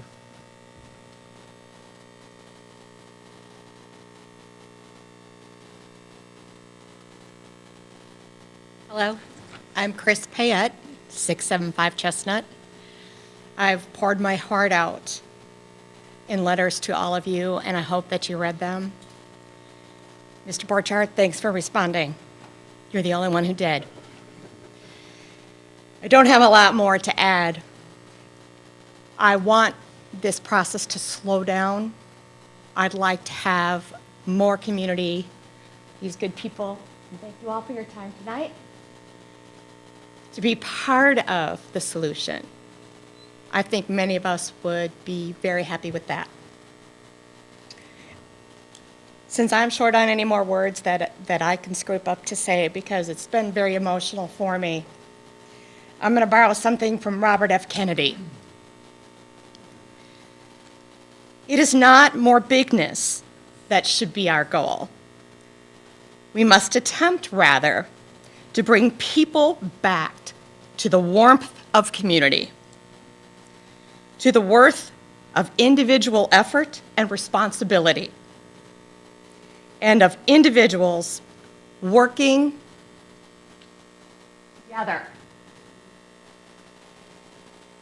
as a community to better their lives and their children's future. Thank you.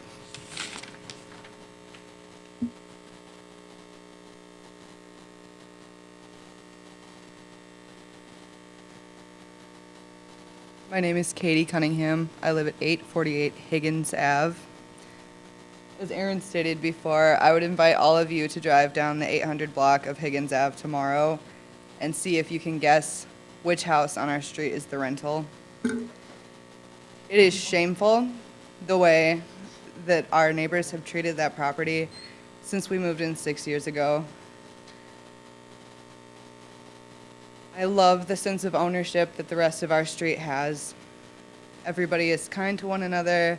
We trust our neighbors. I'm just here to say that I am opposed to the rezoning, and I would like the property to stay as R1. Thank you.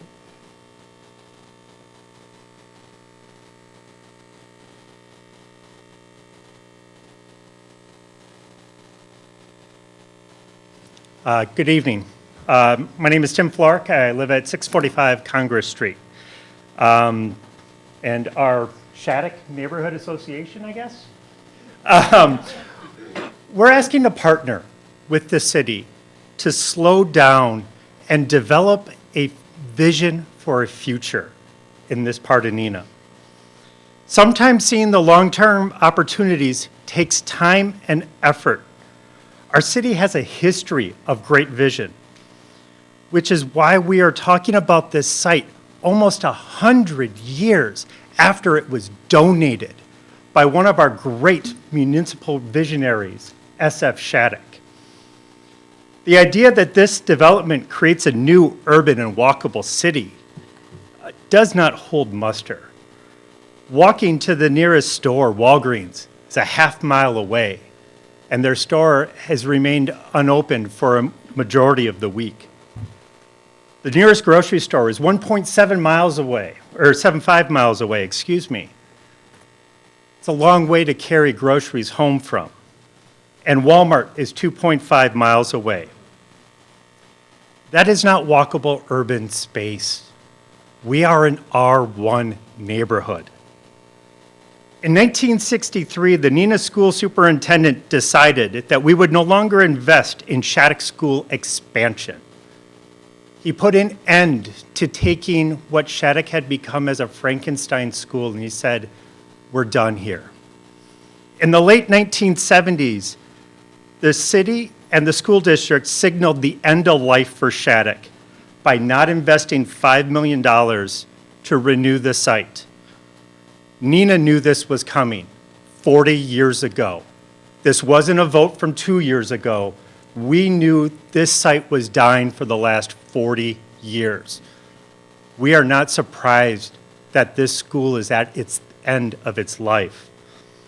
Why has there been no study done by a third neutral party and input from the community on what should be done here? Why the rush? We have done 5 studies on Arrowhead Park, and we still know it can't grow a tree. And we brought consultants into the former Gladfelter site to help us renew the downtown area. So why not here?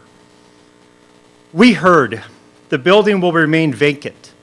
We understand that's a scary tactic, and it means we need to jump at the first thing we see. Empty buildings are not scary. They are short-term problems looking for a collaborative solution.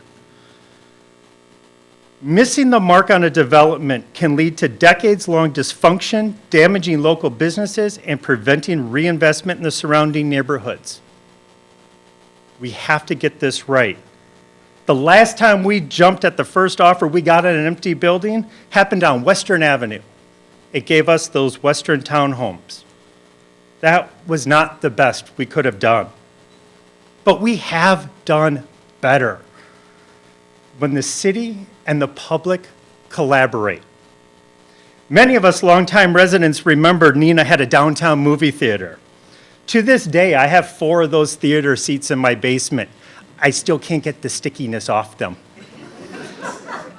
However, when the local municipal visionaries and businessmen came together with the city, they raised an entire block of a historic downtown. They put up 3 corporate office buildings. They brought corporations back into Neenah that we so needed after we watched Kimberly-Clark move their headquarters out of our hometown. More recently, we did an even better job than that. When Gladfelter closed down their downtown Neenah plant in 2006, our city, working with others, created a 73-page plan to redevelop the 7 acres, raising 26 buildings, a majority of them on the historical record. We made Neenah the envy of the Fox cities. We used federal and state agencies, including the historic Wisconsin State Agency, grants and funds to support the demolition and redevelopment of that site. Plexus corporate headquarters and our Rockefeller-esque ice skating rink at the Globe now stand in its place. 17 years later, we're finally seeing this plan come to fruition as we see that last important block come into place right there at the corner next to the Globe. We hope they get to finish this year. We worked closely with the DNR to reclaim land and tear down buildings. We won accolades for for slowing down, doing our diligence, and coming up with the best plan for everyone. We have done better. We can do better. Why, why can't we take the time everywhere else but not here? Why the rush? We live in a city where we don't have any home maintenance codes. There's no strategy for improving neighborhoods like our neighbors do in Menasha. There is no methodology to encourage homeownership over rental properties, which is why our city is struggling with how to deal with the Doty Island by Cook Park area and Sherrytown.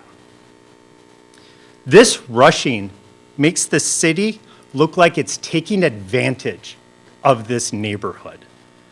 It makes the city look like it doesn't care about the full-time residents in your constituents. Suppose this was Kensington soccer fields. Suppose we're in Menasha and this is Smith Park, or we're in Appleton at City Park.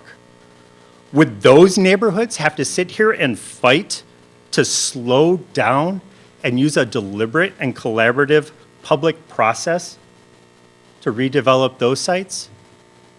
I'm not sure we would be. We have seen this city care more, and we believe this city can do better. Our mayor, during her campaign, based her vision for the city on the great plans and visions in our comprehensive plan. That plan talks about the need for single-family home development in the city and revitalizing neighborhoods. This echoes our City Planning Commission's vision of needing more available family lots. We can be better, and together we can be Neenah Pride. Thank you.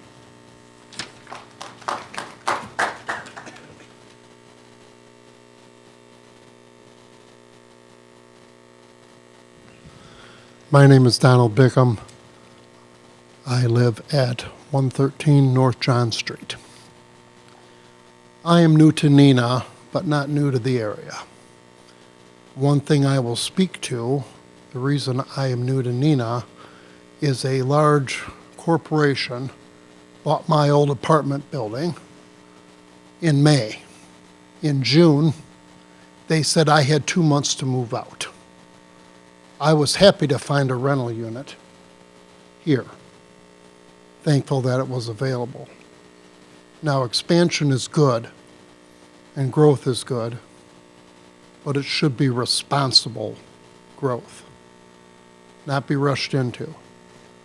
I wasn't aware that before the last gentleman spoke, 40 years had passed since they knew that the school was probably gonna close down eventually. That seems like a rush that should have been 20, 30 years on, not recent. And the other factor that I have to bring up is the bus station. I ride the bus, and they moved the bus station from, near downtown. I understand the business owners don't want it there.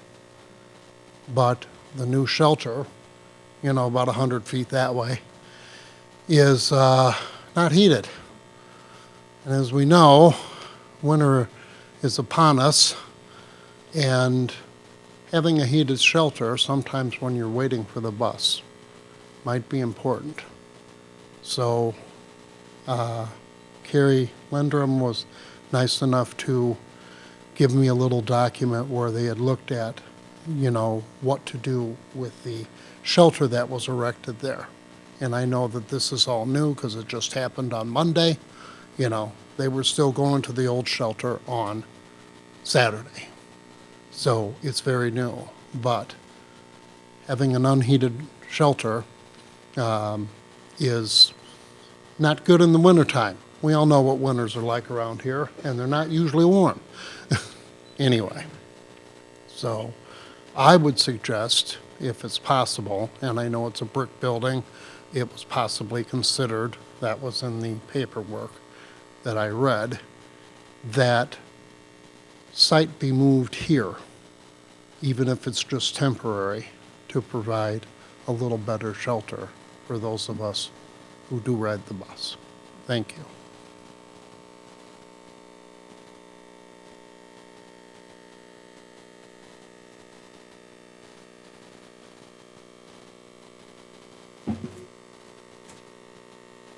I'm Diane Eparvier, and 63 years ago this month, my family moved to 669 Elm Street. My comments are, when you purchased or built your homes, did you look at only one plan and one area? How did you decide finally where you would live now? Why is North Point developers shown the residents of Neenah one plan? Yes, they have presented 3 separate plans, but basically they all look alike exterior. To me, what North Point has planned for putting 100 apartments in Shattuck Middle School sounds like the early 1900s tenement housing. Would you want tenement housing in your neighborhood? My hope is that you slow down, just like everybody else is saying, the process of rezoning and think how you want the future residential neighborhoods to look like here in the city of Neenah. A neighbor of mine wanted to build a front porch on their home. They couldn't because the plan didn't fit into the neighborhood. My last comment is, please keep my neighborhood R1.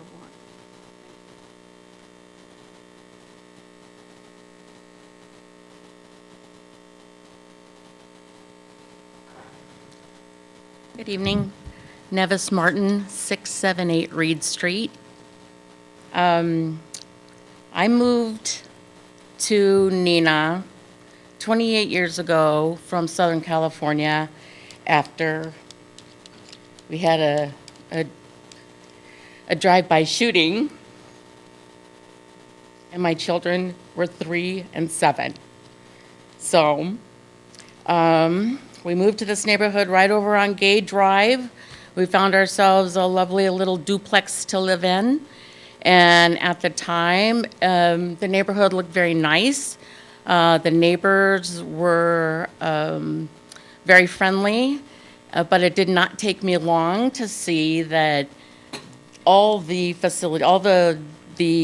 residents were duplexes, and I believe KC rented them for their employees that moved quite often. Along with that, the overturn of residents was just a lot. I mean, you didn't really get to know too many people before they were gone. So my husband at the time and I worked diligently to be able to move from that neighborhood and into a more sound neighborhood where we can have our children go to school close enough to our jobs, and we found that on Reed Street.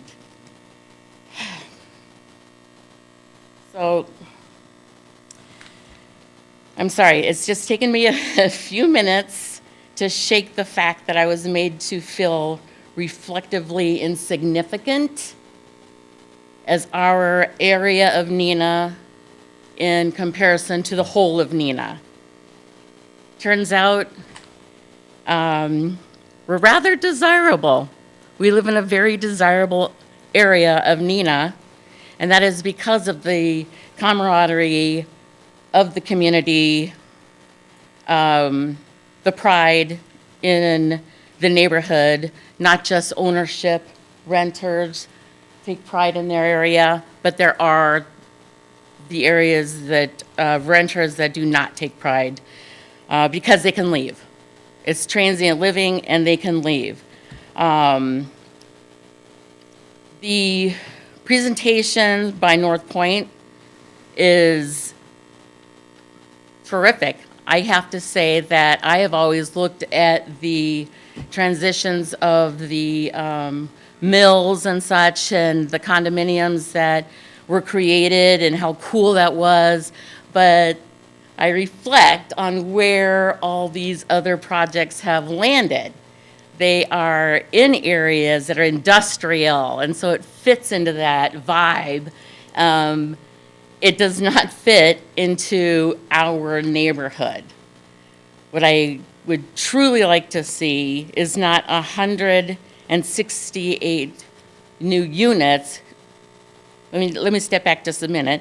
What I'd truly not like to see is 100 apartment units take over Shattuck Building, along with the rest of the project plan that would lead up to 326 additional cars, and just adults, most likely. But we just can't afford to have that large of a project in our 2-block neighborhood without being choked out. So if we could manage to get some senior living in where the green areas are, make that project, but then take Shattuck and its historical values and turn it into an art or cultural center or a museum. We have a lot of these types of effects around the neighborhood, and all in walking distance, and just more enjoyable as a neighborhood. Thank you.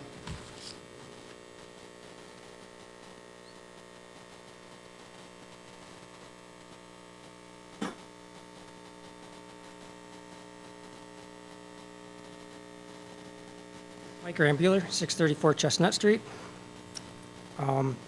I've been living in Neenah for about, I've been living in Neenah for about 24 years now. And I bought my house on Chestnut Street when my children were just babies and toddlers. And it was a great neighborhood, a safe neighborhood. I could let them walk down the street and go play with neighbor kids, and it was great. Having older children, they're moving away. I'm a bit concerned that this is going to reduce my property value when it comes time for me to sell. But that's not city council's problem.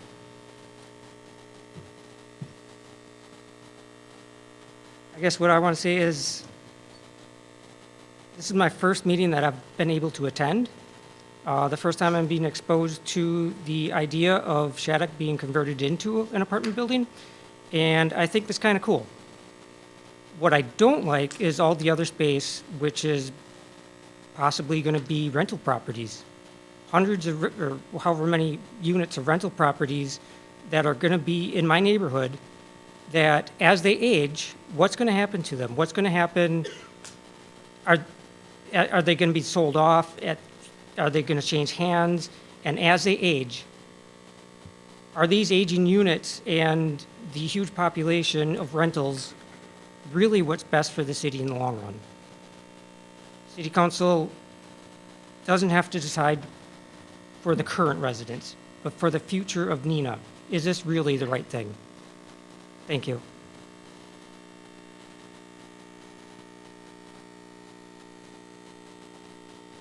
I'm Kate Hancock Cook. I live at 216 Bosworth Court here in Neenah, and I wanted to bring up a couple of points. I thought the gentleman who addressed this, the long history of development in Neenah, had really good points about the good, thoughtful development that we have done in the city of Neenah. And I would point out that the, I would call them the planning department. I know the community development department has the same staff they had at the time that we've been doing all those developments. So it's the same people making those same decisions. It's not as though there's some brand new person in that seat making those decisions for us. It's the same people with the same thoughtful processes. Secondly, I want to draw your attention to a New York Times article published first in November 5th of 2020 and updated in June of 2021 about this. It's just like a mirror image of what's happening here. There was an apartment development planned. It was Section 42 housing. Nobody wanted it. And it just says, and this is New Berlin, Wisconsin. So it's very, very appropriate for us to look at and reflect about. This article is a 10-year, 12-year later reflection on what happened. And all of the people who said they objected were now like, well, I guess none of that happened. The horrible plans, the horrible things we thought were going to happen, none of them happened. And there is research done that shows by various entities, one of them being Stanford University, shows that the concerns generally about affordable housing do not pan out to be the horrible situation that everybody seems to put on it.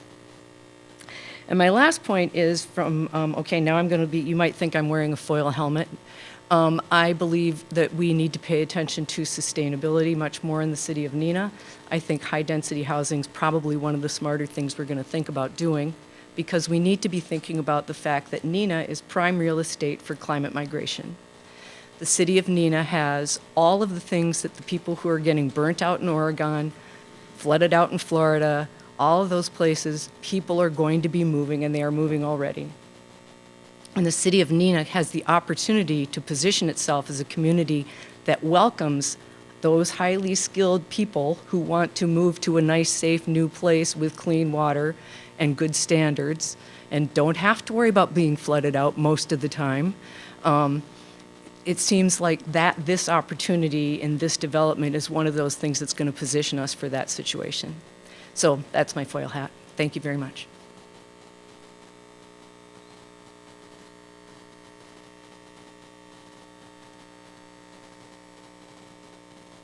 Good evening.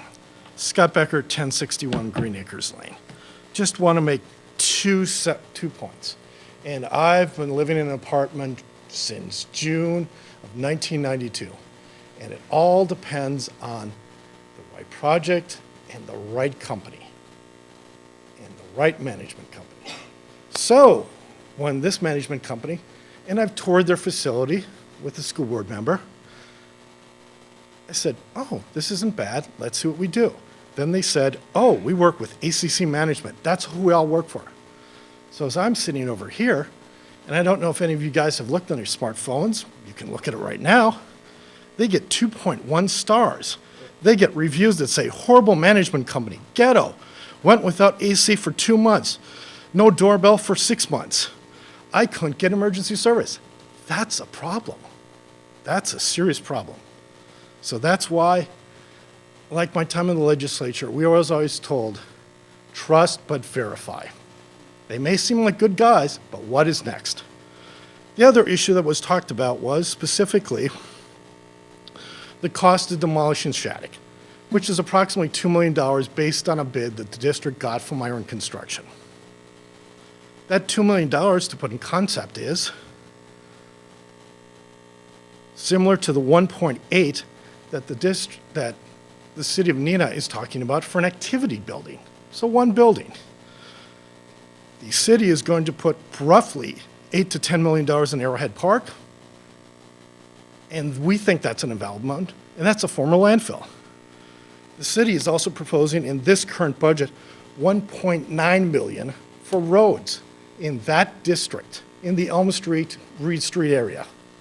So why could they not demolish the building? And for context, we also spent $2.2 million on Commercial Street less than 10 years ago. And in 3 years, we're ripping it all apart again. With state money, we'll make it better. But just to keep that in context. Third point, we talk about there's no other offers. Let's look downtown. The Plexus Design Center, a key component of downtown development, our newest office building, opened in 2016. What was the first proposal? The first proposal was, and it made the Post-Crescent, and a lot of people in downtown said, don't really want that. That was a WIDA, affordable housing apartment building. So the Plexus Design Center brought 200 people downtown, new employees. How many businesses have benefited from that? How many places now are opening that we're seeing our downtown truly vibrant, where before we wouldn't? And I think the The last point is, we need to all work together, just like we did for Shattuck Park, just like we've done on numerous things. We need to slow down, think about what we're doing, measure twice, cut once. Do what we need to do to continue to make Neenah with pride. Thank you.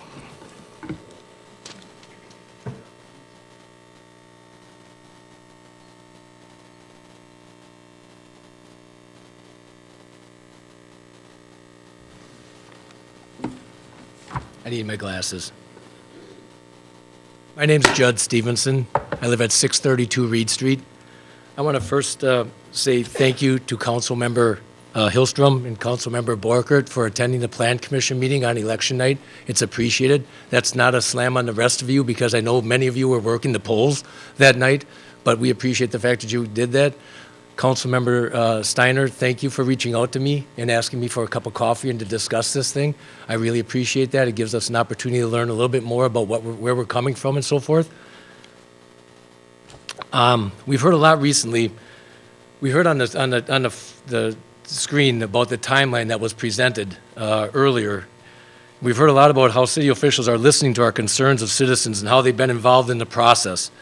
I'd like to go through the calendar of how the public has been involved in this process. The public was first included in a Shattuck community meeting on February 26, 2020. The purpose of the meeting, quote, "We were here to listen to the thoughts of residents living closest to Shattuck about what they would like to see in the future with a past referendum." Minutes of that meeting included 17 comments and 36 questions that were answered. On March 9th, 2020, Shattuck community members received a letter signed by the Superintendent of Schools, District Administrator Mary Pfeiffer, where the first paragraph states, "Thank you for all the ideas and questions you shared." At the end of the letter, she states, "Based on referendum results, we will determine the next steps. With a past referendum, we will create a schedule of meeting dates to continue this conversation with the community. Our ambition is to partner with the community in a transparent process that provides the best future for Shattuck and the entire community." Our next contact from the school system was March 21st, 2022. 2 years after the March 9th, 2020 letter that was sent to us. That letter, Dr. Pfeiffer states, "We would like to provide," quote, "we would like to provide you with an update on the progress made in determining what to do with our current Shattuck Middle School.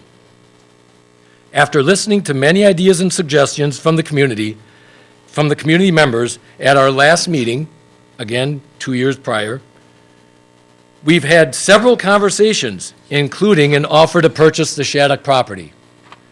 Quote, while there is a great deal of work ahead, we will be inviting you to a meeting in order to provide you more specific information. We anticipate this meeting will be held sometime in June. On May 24th, 2022, we received a letter notifying us of a meeting on June 14th, 2022, at Shattuck Middle School at 6 p.m.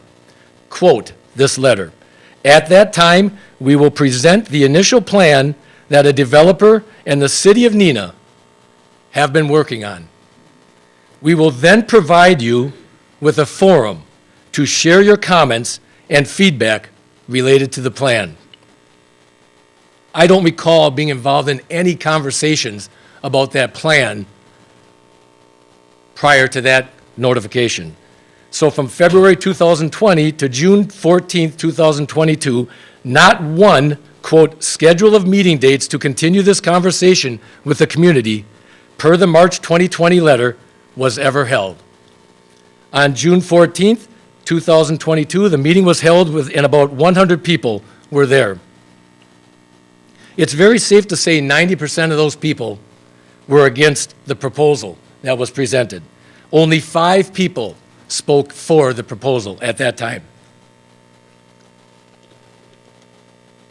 On June 20th, the school board voted to support the sale of Shattuck to this developer in a first reading to the school board. A whopping 6 days following the public meeting where they were supposed to take public input into consideration. On July 2022, the school board voted to accept the offer to purchase from North Point Development. We've been told by the Community Development Department that certain things were adjusted from the original plan. Yes, they went from 16 development lots on Reed Street to 20 development lots on Reed Street. Yes, they went from 19 development lots on Elm Street to 20 development lots on Elm Street. Yes, they took a few of the duplex lots out of the equation to put more single-family lots into the equation. The point is, this community was never, ever involved in the development plan for this property until the concept site plan was introduced by the developer in the city on June 14th, 2022. And now, we are here before the City Council public hearing talking about a proposal that hasn't even been passed by the Plan Commission. Are we sure this is going to be the plan that comes forth? Or will other changes be made? Are our voices really being heard when the council members were provided a 263-page amended council agenda on November 15th, yesterday, at 3:42 p.m. for a meeting on November 16th, 2022 at 7 p.m. 27 hours and 18 minutes to read 263 pages. What about those members that take 6 hours of sleep, 8 hours at their job? That leaves them just 13 hours and change to read 263 pages. And most of those pages included the documentation of public comments that were made at the Plan Commission meeting. I didn't see any inclusion of the comments that were made by the public since the June 8th meeting, the ones that people wrote letters and sent emails to from that meeting on to now. If you truly want public involvement, we now have over 750 signatures on a petition against this proposal. Over 750. The city, in notifying the public of these hearings, sent out 185 notices to the neighborhood. We've garnered over 750 signatures of your constituents against this project. We've heard that we have an obligation to consider this proposal. We have an obligation to listen to our citizens. You also have an obligation to represent your citizens. And 750 plus members are against this proposal. The question that I have is, there's an ordinance in the city that says if over 20% of the residents living within 100 feet of the proposed zoning change are opposed to zoning change, it requires a supermajority vote of the council to prove this. At what time do we have to submit to make sure you guys understand we have over 60% of the people surrounding Shattuck Middle School within 100 feet supporting the petition to oppose this rezoning? At what point do we need to make sure you guys have those signatures to qualify for that supermajority? I implore you to listen to your constituents. We have 750 plus people. We're still getting signatures. My wife, thank God, she's an IT person. She's keeping track of all this stuff. We got 35 signatures an hour and a half ago. Once people find out about this project in the city of Neenah, they're not for it. But the problem is you only sent out 185 notices to get public opinion. We're now starting to spread the wealth of knowledge in this community, and people don't think this is a good idea. The city of Neenah has approved the construction of 811 apartment units in the last 5 years. In an Insight magazine article, the city of Appleton has approved 466. We've approved 811. I'm trying to figure out density. Why is Appleton, a community that's twice as big as Neenah, at least, approving less than half the apartment complexes that the city of Neenah is? Thank you for your time.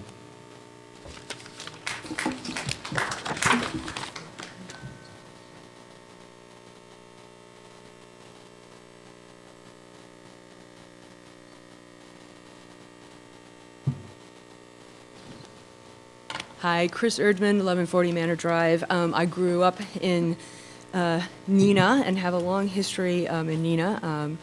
My grandmother went to Neenah High School when it was in the current administration building on Commercial Street. My mom went to Neenah High School when it was in Shattuck, when Shattuck was still a high school.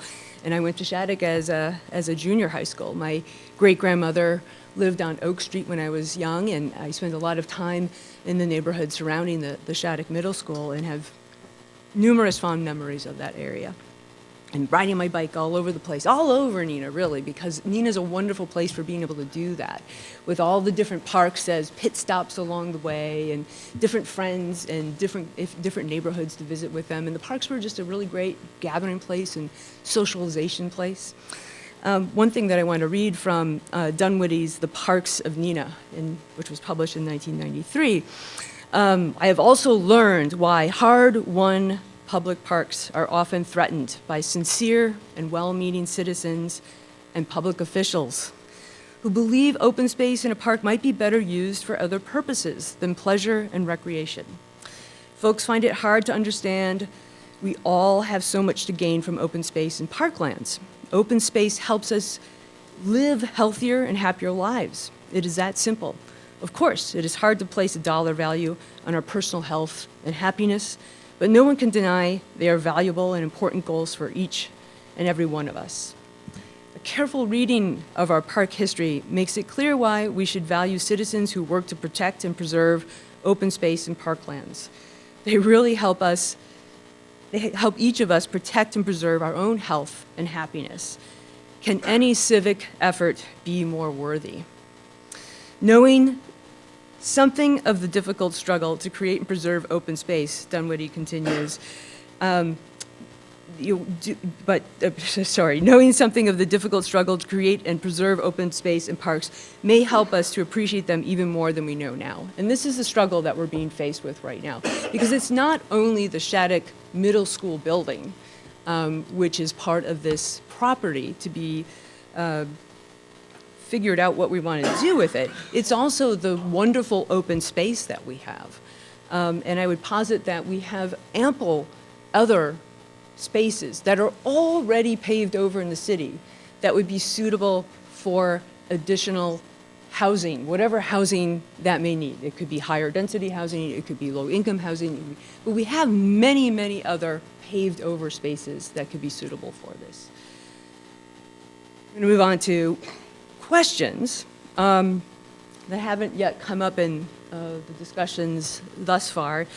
One question that I have is, what is the percent of open space in the density statistics that is the storm water pond? That is, if you took the storm water pond out of those density statistics, what are we looking at? I feel like it's not really clear. I mean, obviously, statistics can be, as a statistician, statistics can be constructed in various ways. I think it's important to present a little bit more precisely what those density statistics are, excluding the storm pond area. Question, regarding the Oshkosh building that North Point had presented, Andy Dumke is, but I'm wondering, did that entail any open space? Because this Shattuck Middle School property consists of a very large amount of open space, and I would commend North Point on the various projects that they've done in rehabilitating historic properties, and that's wonderful. And it appears that they seem to be very well experienced and very well suited for doing that sort of thing. But the open space at the Shattuck Middle School is a different thing, and it has a intrinsic value as a parkland for the city. Another question. Up until December 21st, 2021, after the referendum, the city transferred property, the property south of Loudon, to the Neenah Joint School District. And what I mean to say is that at the time of the referendum, that property south of Loudon was not part of the Neenah Joint School District. And so presumably people who voted on the referendum did not realize that they were, they were not approving the property that they were approving to, as part of the whole package, was not including that property south of Loudon. What is right? To refer back to a previous speaker, and I would ask the question, well, what would Shattuck do? What would Shattuck do? I would posit that the North Point development proposal to turn the Shattuck Middle School building into numerous apartments, over 100 apartments, sell the remaining of the property, including all the athletic and baseball fields as small lots, is a poor use of this community treasure, cherished community treasure, especially given, again, all the other already paved over sites that are available in the city that could be utilized for a housing development. A large portion of the Shattuck Middle School property was gifted to the city of Neenah over the years 1928 to 1932 for the benefit of the community. In remarks that Shattuck gave on the occasion of the dedication of the high school athletic field in May 25th, 1932, he indicated that these grounds shall be used as a public park and playground. So overall, I support consideration of a broad range of options for the Shattuck Middle School building and for the fields and the grounds that we all cherish so much, including options that align more closely with Shattuck's intentions and honor Shattuck's intentions and his vision and his generous gift to the community. I would love to see that carry forward into the future. Overall, we need to slow down, as others have said. What is the rush? What is the rush? We need to study this property. Not only the land, the property has not been developed. The land, the open space has not been developed since the beginning of time. What a precious, precious thing. We need to incorporate community input to converge on the best use of this wonderful open space and what to do with the building. Seems like the building is a little bit of the problem here, a bigger problem here than the open space. Nonetheless, the community should be involved in trying to forge a vision forward. Let's work together to come up with a vision that we can all be proud of. More important than preserving the character of the building is carrying on Shattuck's character building vision. One of the reasons that he had gifted the athletic fields to the city was because of the importance of recreation and experiencing open space for building character and for the health of the community. We should seize this as an opportunity to engage with the community to build a shared vision. Slow down, consider a broad range of options alongside the community. It's an opportunity to navigate graciously to the two new realizations of Shattuck's vision, and as an exercise to strengthen the community, not to foment rancor. So I urge you to not to rezone, but to reconsider the possibilities of working with the community to come up with an even better solution to the situation. Thank you so much. I would very respectfully request that we try to keep our comments limited to about 5 minutes, please. Thank you. Mine will be much shorter this week. I'm Patty Hine, and I live at 708 Chestnut Street. I'm the one that did the due diligence of looking into the traditional neighborhood development and pointing out that we do not meet any of the criteria for that. However, I am here today because, as Judd referred to the timeline and the amount of time and the work that we have done as a neighborhood, I am one of the newest neighbors. I've only owned my house since the end of March of last year, and I'm very proud to be part of this group of effort of our neighborhood group working together to try to work with the city in the amount of very short time limits that we've been given. So thank you for your time, and I want to thank all of you guys for welcoming me and working together to get things done and try to move forward and make the best decision for the area.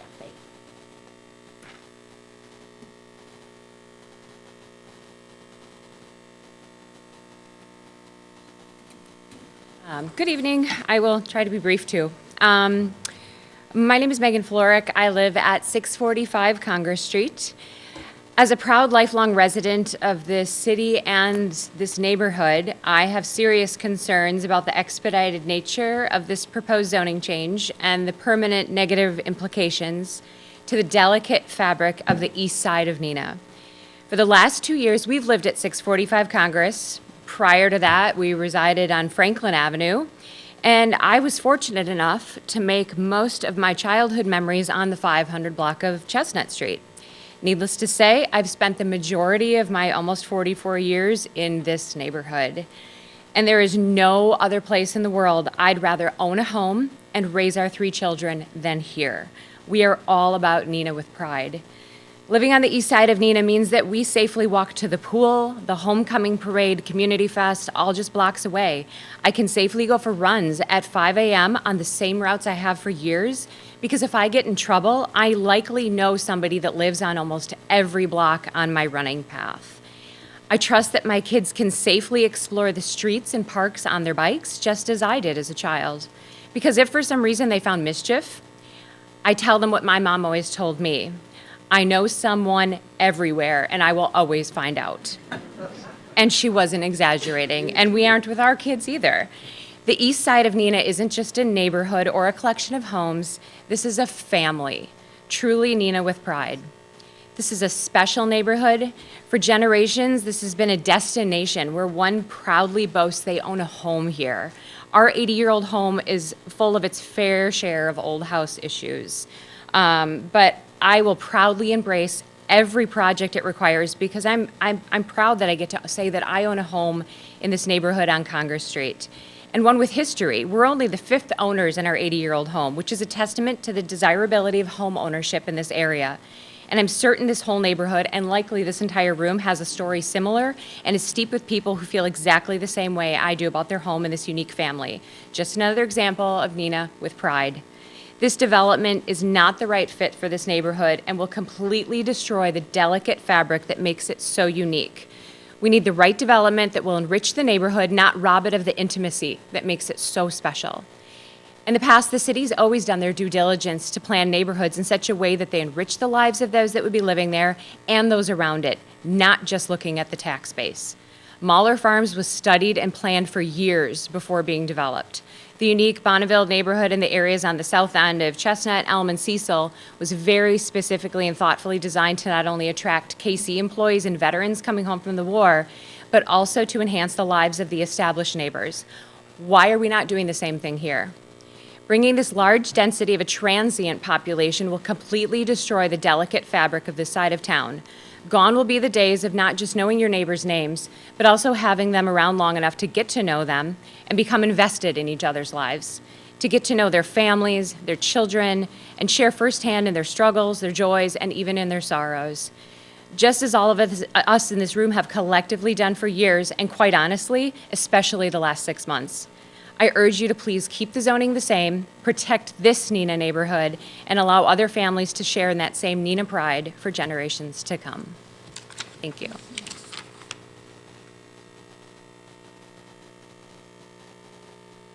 My name's Lisa Grambular. I live at 634 Chestnut Street, and I'm really glad I came because I got to hear more about both sides, pros and cons, and that helps me. But I have one request of the city is help us say goodbye to Shattuck. Let the neighborhood have some sort of ceremony. Let us say goodbye to the kids. And could we pause it 1 year so we have one school year to stomach the fact that that school isn't going to be used, so we understand. We have time to sit with it. We're mourning a loss here. Thank you.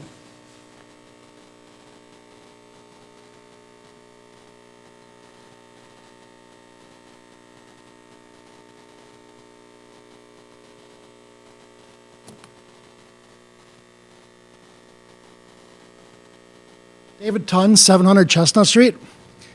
Born, raised, some of you have already heard a lot of this last week. I'm just not for this. It's not our neighborhood. It shouldn't be in our neighborhood. You've got a beautiful neighborhood there, great neighbors, you're all great. But this does not belong here. Do any of you live in the neighborhood close to Shattuck?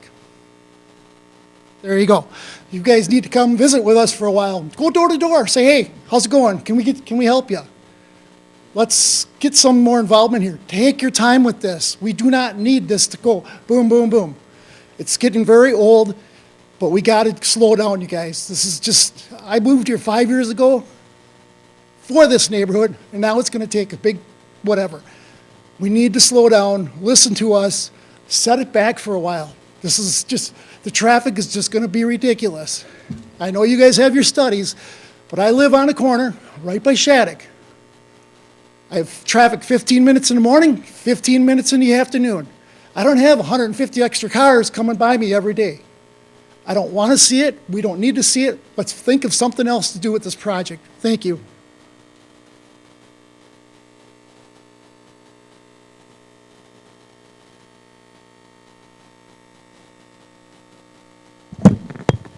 Is there anyone else who would like to speak in the public hearing?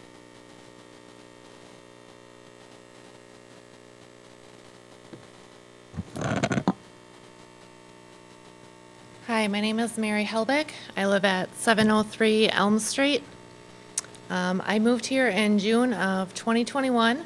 I came from Mequon-Thiensville near Milwaukee, very safe neighborhood. Moved here because it was a very safe neighborhood. I am a 100% single mom. I work full-time. I have a 7-year-old autistic son, and I also homeschool. So safety is very important. You know, all of the comments that you've heard here, you just have another person saying the same things. Safety, let's pause. You know, there's been other studies done in the city of other developments. You guys have always done a really, really good job of developing areas, but they've been studied before.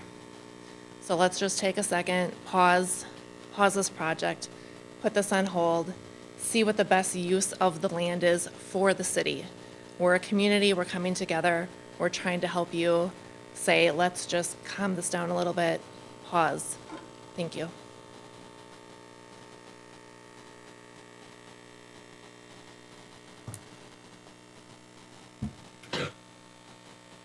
My name is Kathy Tunn. I'm at 700 Chestnut Street. Again, just like Mary just said, I'm not going to give you my whole history here, but I invite you, and all of you, if you go online and Google North Point Development, Palatine, Illinois, and look at what happened down there. Judd had said we submitted 755 signatures. In Palatine, it only took their residents 282 signatures to convince their village to not do this same exact thing with North Point Development. And that was just one building that they wanted to make into apartments. Same exact situation as the Shattuck School. Whereas we have almost 4 times that amount of signatures, and we are also fighting with the thought of additional single-family duplexes and townhomes. So please take a look at that. It's almost a mirror image of what we are trying to do, talking to all of you. And they were able to come up with a solution. They were able to compromise. And what North Point did is they did find a walkable location for the people who need it. There's a good chance that someone who qualifies for this type of housing does not have a car. And they do need something that is close. They need a home that is close to their work, close to shopping, etc. So again, please take a look at those articles. They're interesting. There's several of them. And I think you'll see the mirror image here of what we're trying to say and how they were able to compromise North Point and the city of Palatine, Illinois. They were able to compromise, and North Point was still able to create a development, just not in the area where they originally intended. Thank you.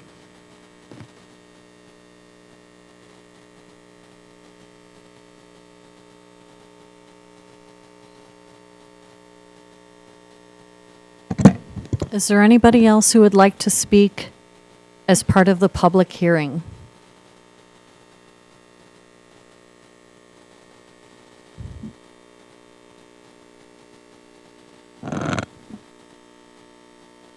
Benjamin Barr, 208 Mead. I don't have nearly as much to say as some of these people have, but I've been keeping an eye on this development ever since the votes have been going to replace Shattuck with the new high school and shut it down and develop it. And I have been supportive of the process the entire way. I know, as has been made obvious, I am in the minority here, but this, if not in its exact form, this, I do believe that this development needs to go forward in some form or another. That we have many abandoned lots around Neenah that have been sitting empty for decades, and we've slowly been filling them in on commercial streets. There's those new apartments that are going in. And I am afraid that if we completely stop this development, that Shattuck will become just another abandoned lot like those that can be found on Doty Island, places where we didn't find investors like North Point that are able to redevelop it and reintegrate it into the neighborhood. Thank you.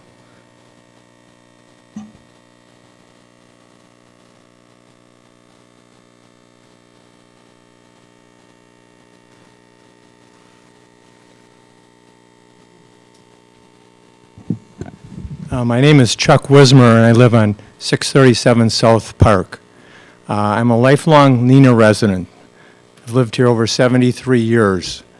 I appreciate what Mark Ellis and former Mayor Carpenter have to say about the project and everything, but I think they're short-sighted in the fact that they really need to sit back and look at what all the options might be for this particular project.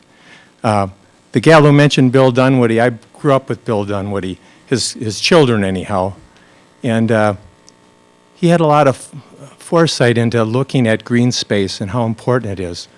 And I really think that that should be considered totally in what takes place in this project, okay?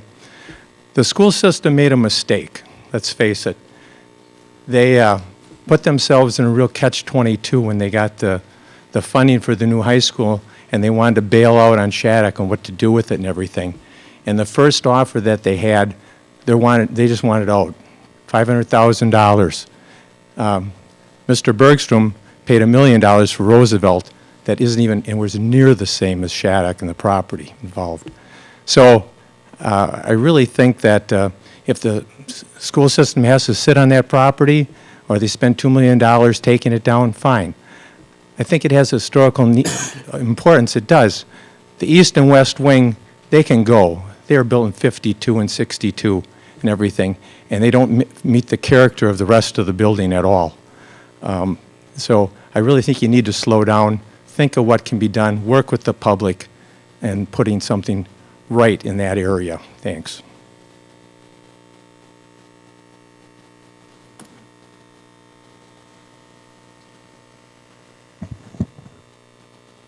Is there anyone else who would like to speak in the public hearing?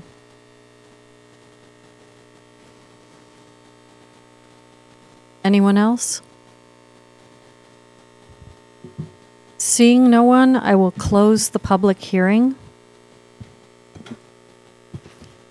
We will move on with the rest of the agenda for tonight's city council meeting. You're welcome to stay.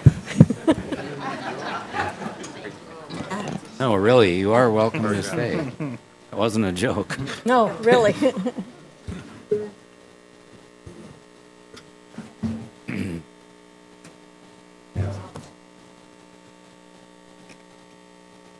Yep.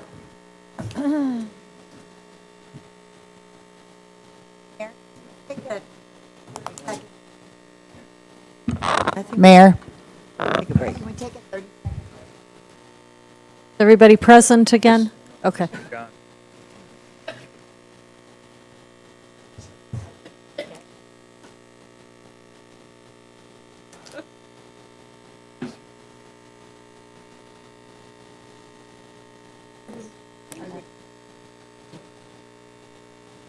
Okay.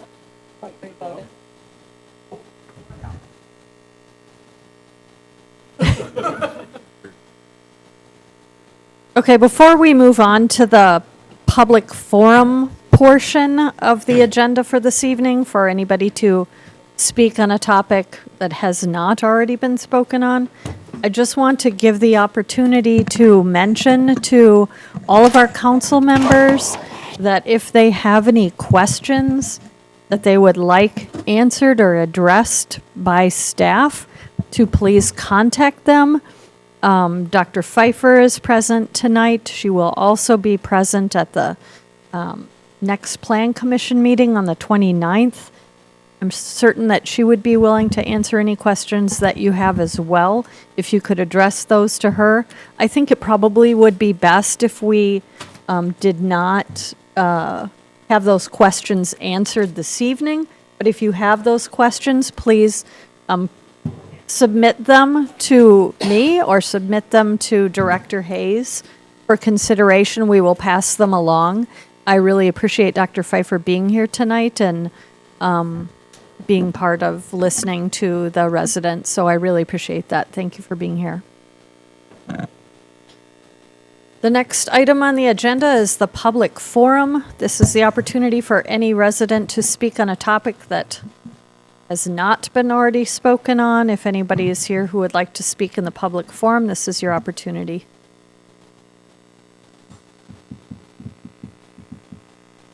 Seeing no one for the public forum, we'll move on to reports of standing committees. Chairperson Lendrum for the Public Services and Safety Committee meeting of November 8th. Thank you, Mayor. That meeting was canceled due to workshops, budget workshops. Thank you. Special Finance and Personnel Committee meeting of November 16th. Thank you, Mayor. Reporting out from the Special Finance and Personnel Committee meeting of November 16th, 2022. Item number 1, consideration of committee recommendation regarding resolution number 2022-20, terminating tax incremental district number 5 within the city of Neenah, and authorizing the distribution of excess increment to overlying tax districts, and I so move. There's a motion by Alderman Erickson. I have a message that something isn't working. Do we all have that message? Yeah. Yes. We have a message that says, oh, something isn't right, we're sorry, not able to connect. Your motion is noted, however. I get So that. is Yeah. there a second? Second. Alderman Skirms seconds. We can do a voice vote for this if we aren't able to conduct on our voting devices. Is there a discussion on this item? Alderman Stevenson. Thank you. So I just, from Andy's, and I think he answered the question already, but the actual disbursement of dollars, when's that project, or Chris maybe, when's that projected to take place? Probably won't be until late 2023. Baker Tilly needs to conduct a final audit on the full picture of TIF 5. I don't think it would be safe to disperse until they're complete with that, just in case. So, okay, so from a matter of utilization, I'm pretty sure we're going to want those dollars in preparation of the 2024 budget. I would plan to see them somewhere in the 24 budget, yes. Yeah, but specifically how much is going to be available? We going to have a feel for that by that time? We will know at that Yeah, time, okay, yes, yes. good. Are there any further questions? Considering we are having difficulty with our voting devices, the clerk will conduct a voice vote. Alderperson Erickson? Aye.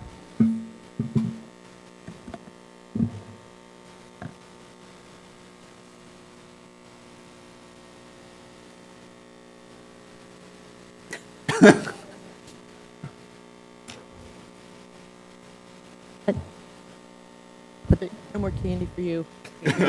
What?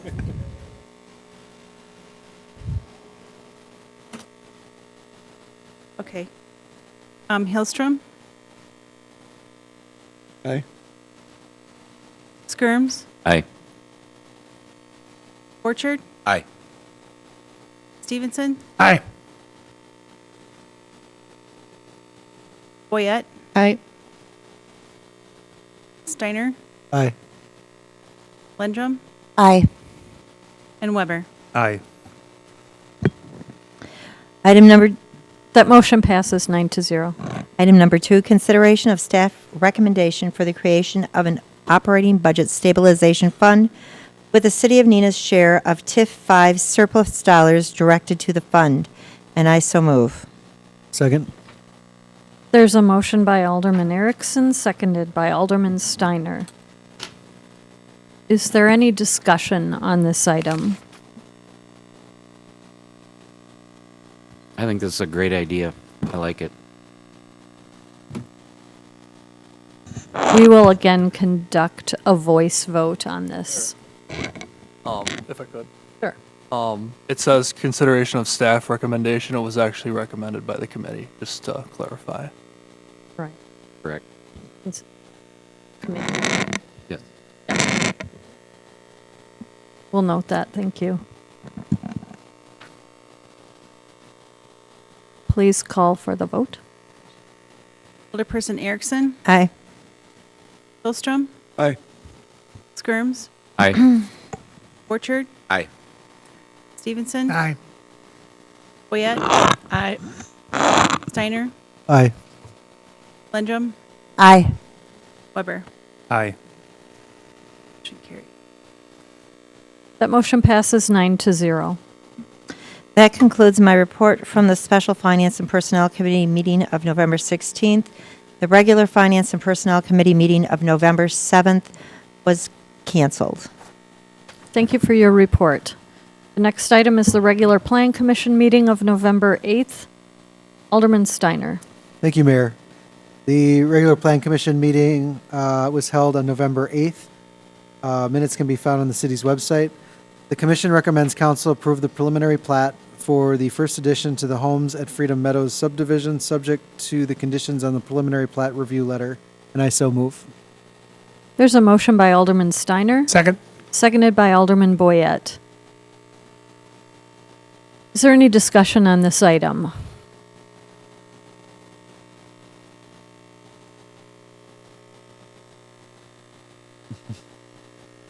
Seeing none, we will conduct a voice vote. Alderperson Steiner, Aye. Boyette, Stevenson, Aye. Lendrum, Aye. Weber, Aye. Erickson, Aye. Hillstrom, Aye. Skirms, Aye. and Borchard. Aye. Motion carried 9. The motion passes 9-0. And that concludes my report.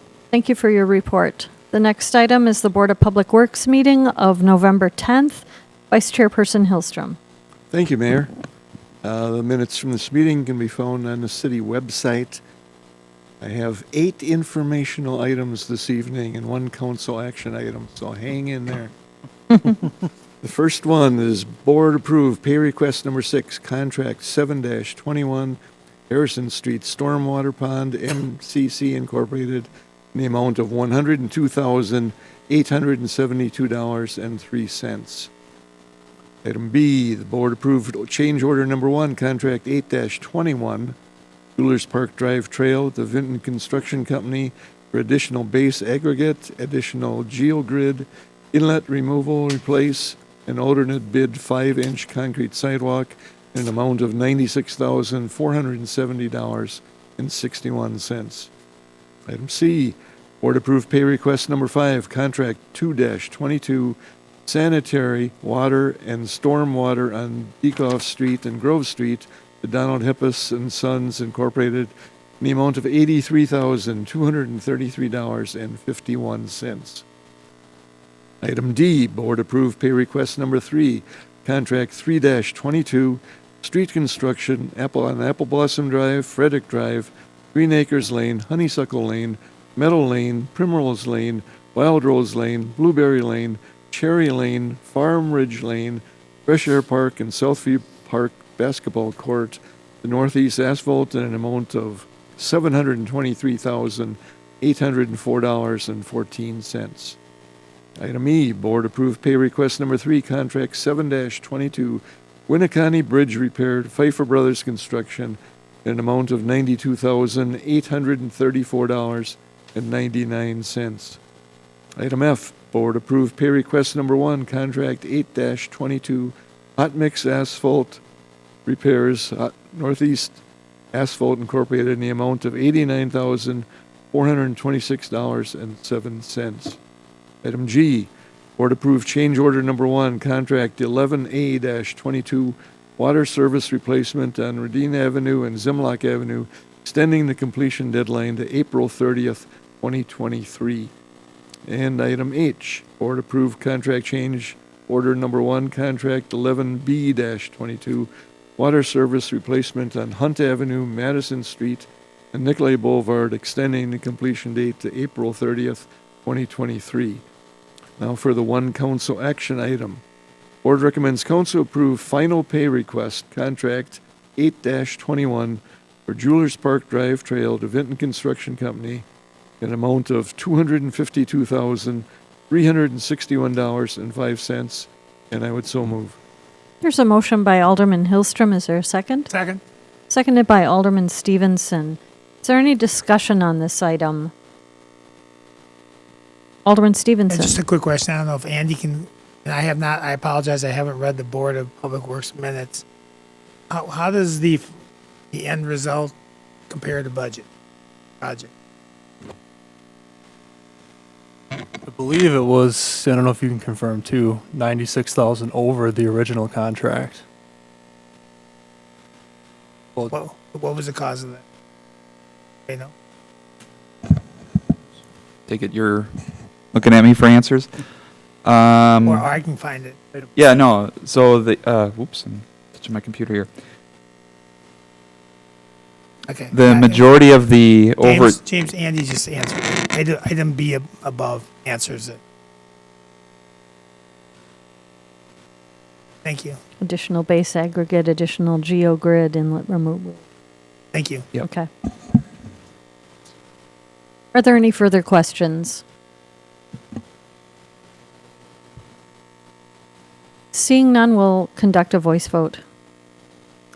Alderperson Hillstrom. Aye. Alderperson Stevenson. Aye. Erickson. Aye. Skirms. Aye. Orchard. Aye. Boyette. Steiner. Aye. Lundrum. Aye. And Weber. Aye. Motion carried. Thank you. That motion passes 9-0. That concludes my report, Mayor. Thank you for your report. Business Improvement District Board, Alderperson Skirms, is there a report? Yes, Mayor, thank you. The bid board, reporting out for bid board regular meeting held November 15th. You'll be able to find the minutes on the city website. Coming up very soon is a very Neenah Christmas, which is a wonderful evening downtown. If you haven't experienced it, please do. December 2nd. Luminary Night and Cookie Crawl is scheduled December 15th. The board reviewed the 23 budget, discussed and approved it. It now goes to the future Neenah board for their review and approval, and will show up here at council for consideration December 7th. We welcome 2 new businesses to downtown, Renewed and Reclaimed, which formerly was in downtown Menasha, has taken up residence in the former subway space. Nice addition. They'll do well there. And also a new salon called Anthology that's in the former Associated Bank little annex building, 106. And both had signed grants approved. That's the end of my report. Thank you for your report. The Library Board, is there a report? Alderman Erickson? Yes, the Neenah Public Library Board of Trustees met tonight at 4 o'clock. I'd like to report that in October, there were 70 programs at the Neenah Public Library. There are many programs scheduled in the month of November and December, and there is a new children's flyer that I passed out to everyone tonight. So if you are interested in additional programming, new items at the library, please visit the Neenah Public Library website. There's a great deal of information on that. Thank you for your report. Is there a report from the Neenah Arts Council, Alderman Erickson? The Neenah Arts Council met on November 9th, we are participating in a Very Neenah Christmas. We will be in the Alta Resources Building on the corner of Wisconsin Avenue and Commercial Street, and we will be providing the community with a free art project. And that concludes my report. Thank you for your report. Landmarks Commission, is there a report, Alderman Steiner? No, the Landmarks Commission meeting was canceled. Thank you for that. Next item is presentation of petitions.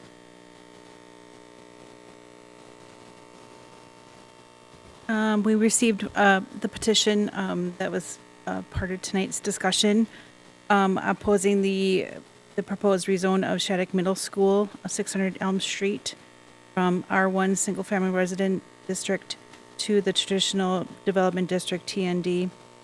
And we'd be looking for a motion to approve to the appropriate committees. Is there a motion to approve this petition?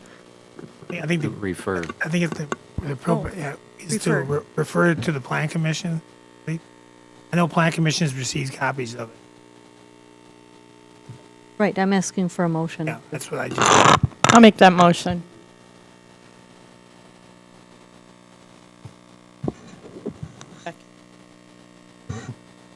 President Stevenson, I think that's fine to refer it to that commission. It does talk about the committee. I think there's some legal issues that are involved, and I know that Chris Hayes is looking for my evaluation of it and comment as well. So at some point, I'll get those thoughts to the commission and the council.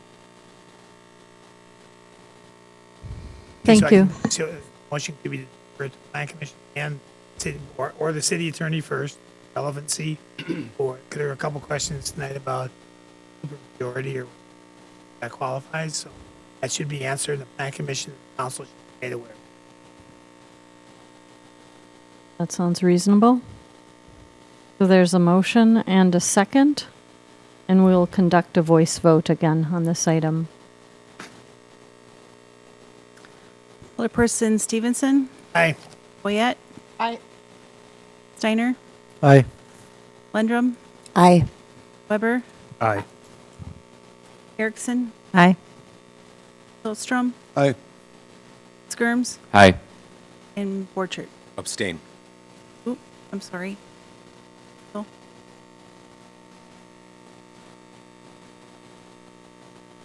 So,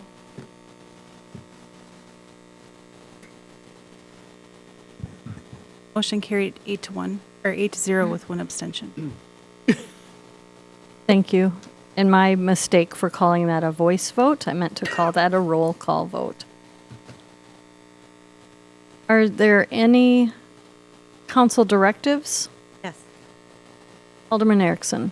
Thank you, Mayor. I would like to make it a council directive for staff to explore the opportunity of attracting a gas station to the island. This has been one of my my missions, that we need to look at attracting this type of business to the island, and I was hoping that we could do that. Thank you for that directive. Is that a convenience store? A convenience store, Okay. that's right. I haven't seen many gas stations in a long Yes, time. a convenience store. I misspoke. Thank you. Are there any? That sells gas. Are there any other council directives? Alderman Stevenson. Well, there is a procedure for creating a council directive, and that requires it to be put on the next next council. So we just can't create it, but you have to create. You have to request the item. Yep. Council gets to deliberate or think about it and vote on it. That's right. Mm-hmm. So that's what I'd like to do. Are there any other council directives? Is there any unfinished business? Any new business? Seeing none, is there a motion to adjourn? So moved. Second. There's a motion and a second. All those in favor of adjournment, say aye. Aye. Broadcasts of the City of Neenah Common Council meetings are produced by University Studios of the University of Wisconsin Fox Valley. Neenah residents can get information about City Council meetings, City Committee meetings, meeting agendas, and other documents via the City website, www.neenahgov.org. Neenah residents can express their opinions about city issues or about these broadcasts by contacting the mayor's office, contacting their city alderman, or by completing the electronic feedback form on the city website, www.neenahgov.org. All public portions of the meetings are recorded in entirety and are not edited for playback.